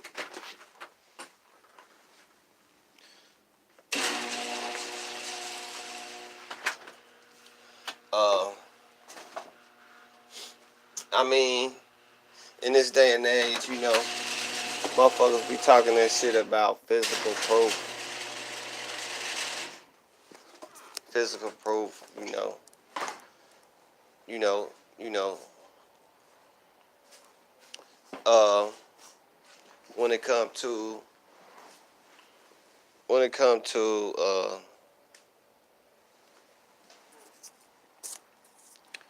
um, learning, education, knowledge, understanding, matters of the mind, and what they call intelligence and scholarly work and other shit, and motherfuckers want to see factual material, physical evidence, physical material evidence.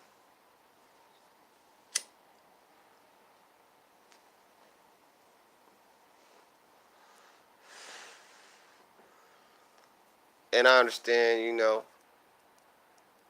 motherfucker might need enough, at least just enough evidence that they can know, that they can connect to, that they can connect everything else to know it's real. Which I made a little short video about it, but I need to talk about it some more. But I'm going to just do it real short on this one too. I just want to say, because if you look at the pre-dynastic tombs on the Valley of Kings, it's on the east bank of the Nile.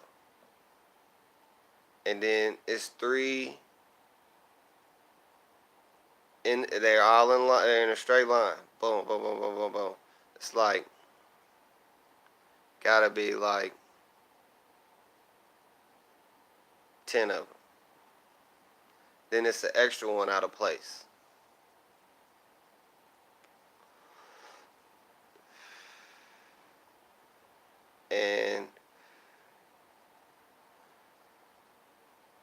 But the last three that's in the line is Asar, Aset, and Heru, which is Osiris, Isis, and Horus.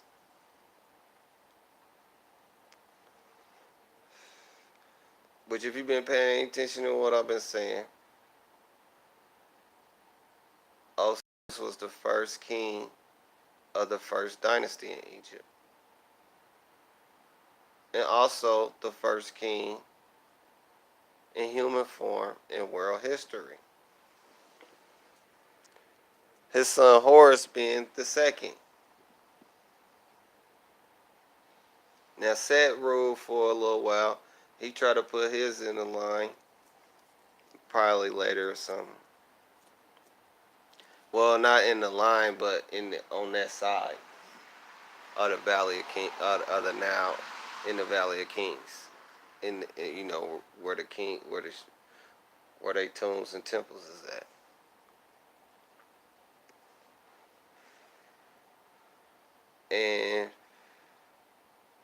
But if you like Google,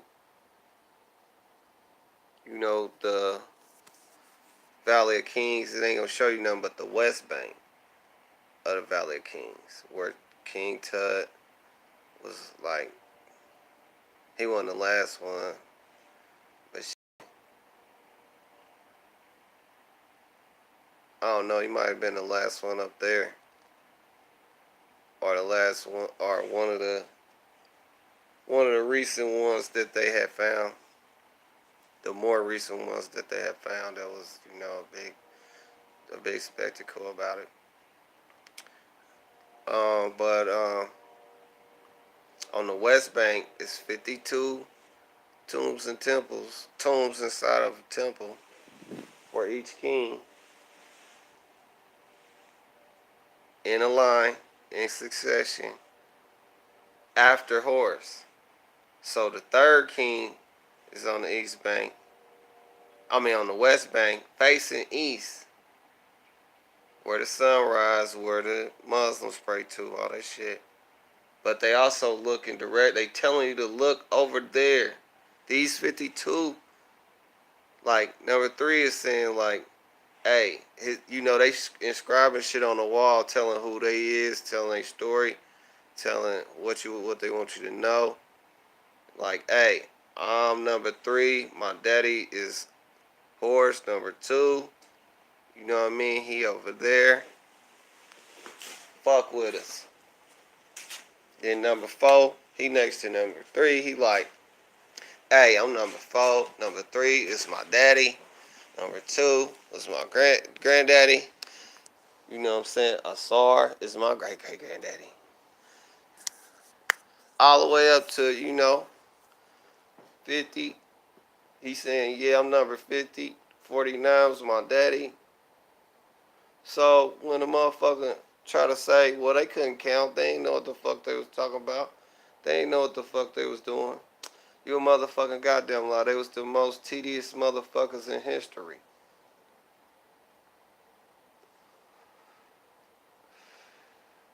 From then to now, because they buried they shit so deep that the motherfucker ain't find they shit till thousands and thousands of years later.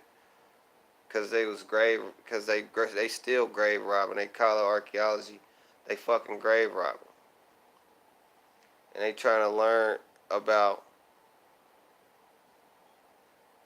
the shit that they don't know.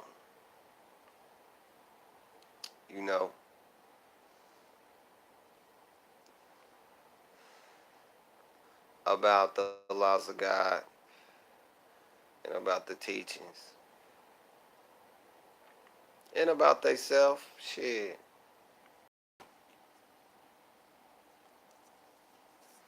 But anyway, it's Kingsbury, other places too. But I'm just talking about the Valley of Kings is the key because it lets you know they all telling you, like, them 52 kings ain't finna lie about their motherfucking bloodline, my nigga. Why would they have to lie about their fucking bloodline, my nigga? Why would they want to lie about their daddy and their granddaddy and their grandma? You know what I'm saying? Like, it's motherfuckers in their religious shit like now, they be doing that ancestry.com and all that shit.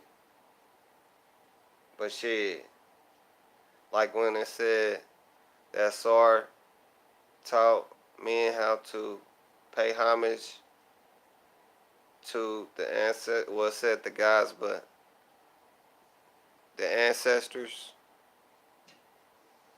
they refer to our ancestors as gods. They said they was gods.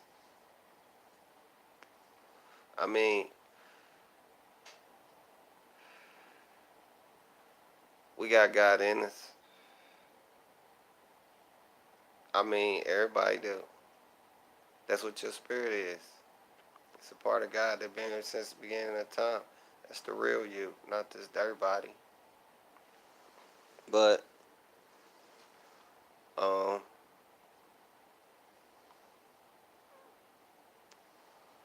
they telling you, man, it's right there. That's the physical proof. It's right there in stone, man. Like, I ain't read what they should say. I ain't got to it yet. I ain't made it that far. But I cracked that code. Man, I gotta tell the short story how that shit even clicked to me, man. Because some shit happened. Try to make a long story short. I took my daughter to the dentist. And I went in there and sat with her. Well, I went in there and sat, and I'm waiting. And she back there getting her teeth fixed. And I had got into this Egypt shit because I had got killed, and I had a dream about God, and they let me come back. So then, ever since then, I wanted to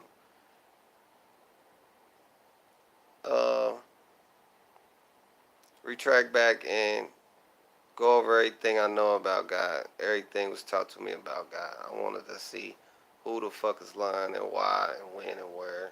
I wasn't going to be waiting on no motherfucker to tell me no more. Like,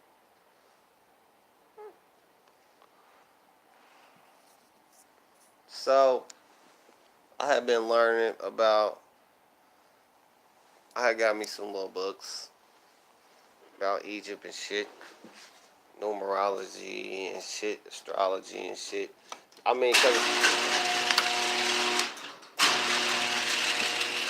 one thing, they was leading to each other. They was all leading back to Egypt. But I mean, when I got to come back, I wanted to find the earliest in my study. I had got to a point I was looking for the earliest creation story I could find,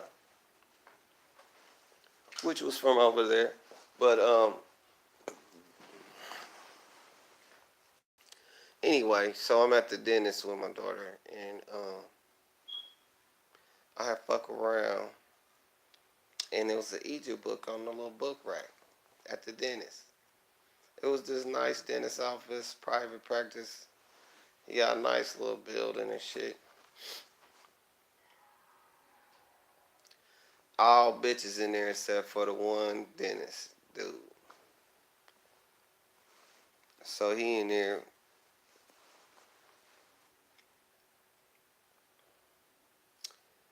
White boy dentist, you know what I mean? A whole bunch of little cute young white girl assistants, couple old bitches, but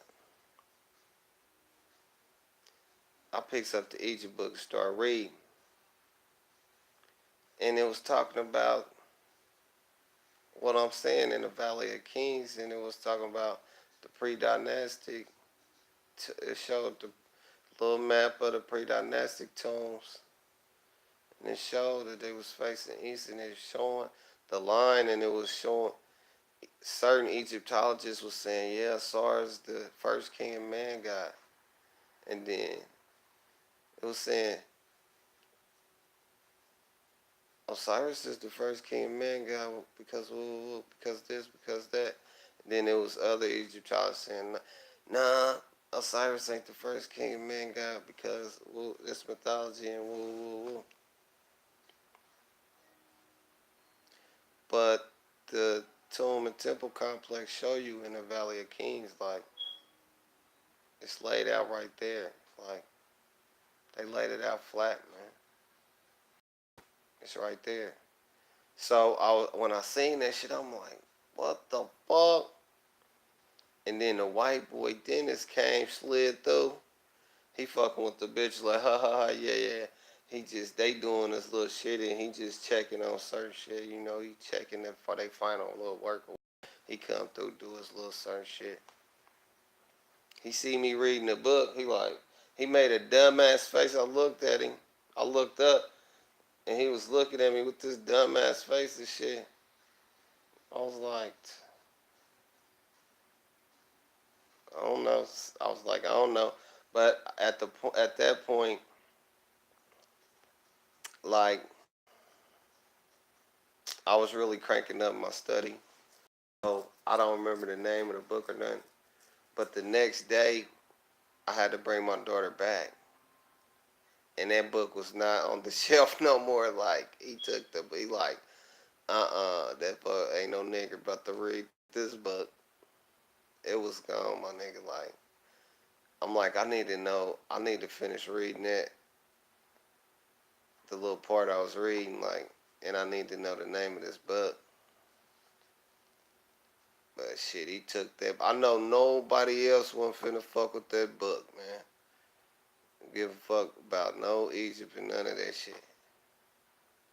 But goddamn it, when I came back the next day, that motherfucker was not there.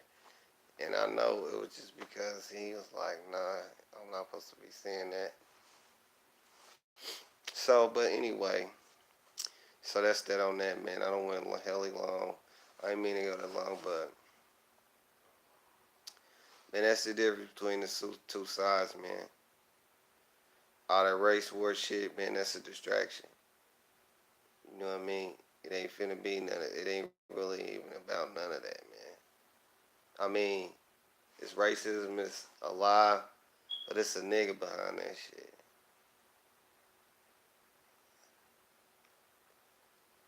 So it ain't.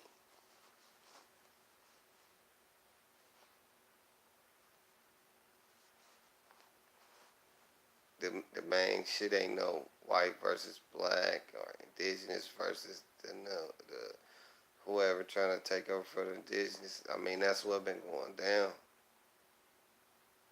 But shit, from black ass niggas to everybody, it's some motherfuckers tied in with that wicked side. And it's some motherfuckers letting them pass a lot. Acting turning a blind eye, even if they just turn a blind eye, acting like they don't know and letting them pass, covering for them and shit. You know, the motherfuckers is part of the problem too, because they ain't part of the solution. They part of the fucking problem. Yeah, some bitches. But you know, we waking motherfuckers up and we bringing awareness, man. So that's that on that, man. Like, it's the righteous versus the wicked, my nigga. So, motherfuckers gonna have to start. Motherfuckers gonna have to quit straddling the fence. You know what I mean? Acting like they got a platinum cup on. You know what I mean? And quit faking that and perpetrating. Acting like you good. But you don't see that there's bullshit going on in your weak ass religion or your weak ass group. Or you didn't know. Or your group is motherfucking God made y'all above everybody else because of some weak shit. But you be on bullshit or you letting the weak shit pass. Nah, man, we killing that weak shit. Like, and I ain't gonna kill y'all with no violence. I'm gonna kill y'all with just raising awareness from the motherfuckers that wanna be good, that don't know no better, that been going for y'all trick. Cause it's the biggest trick ever been played.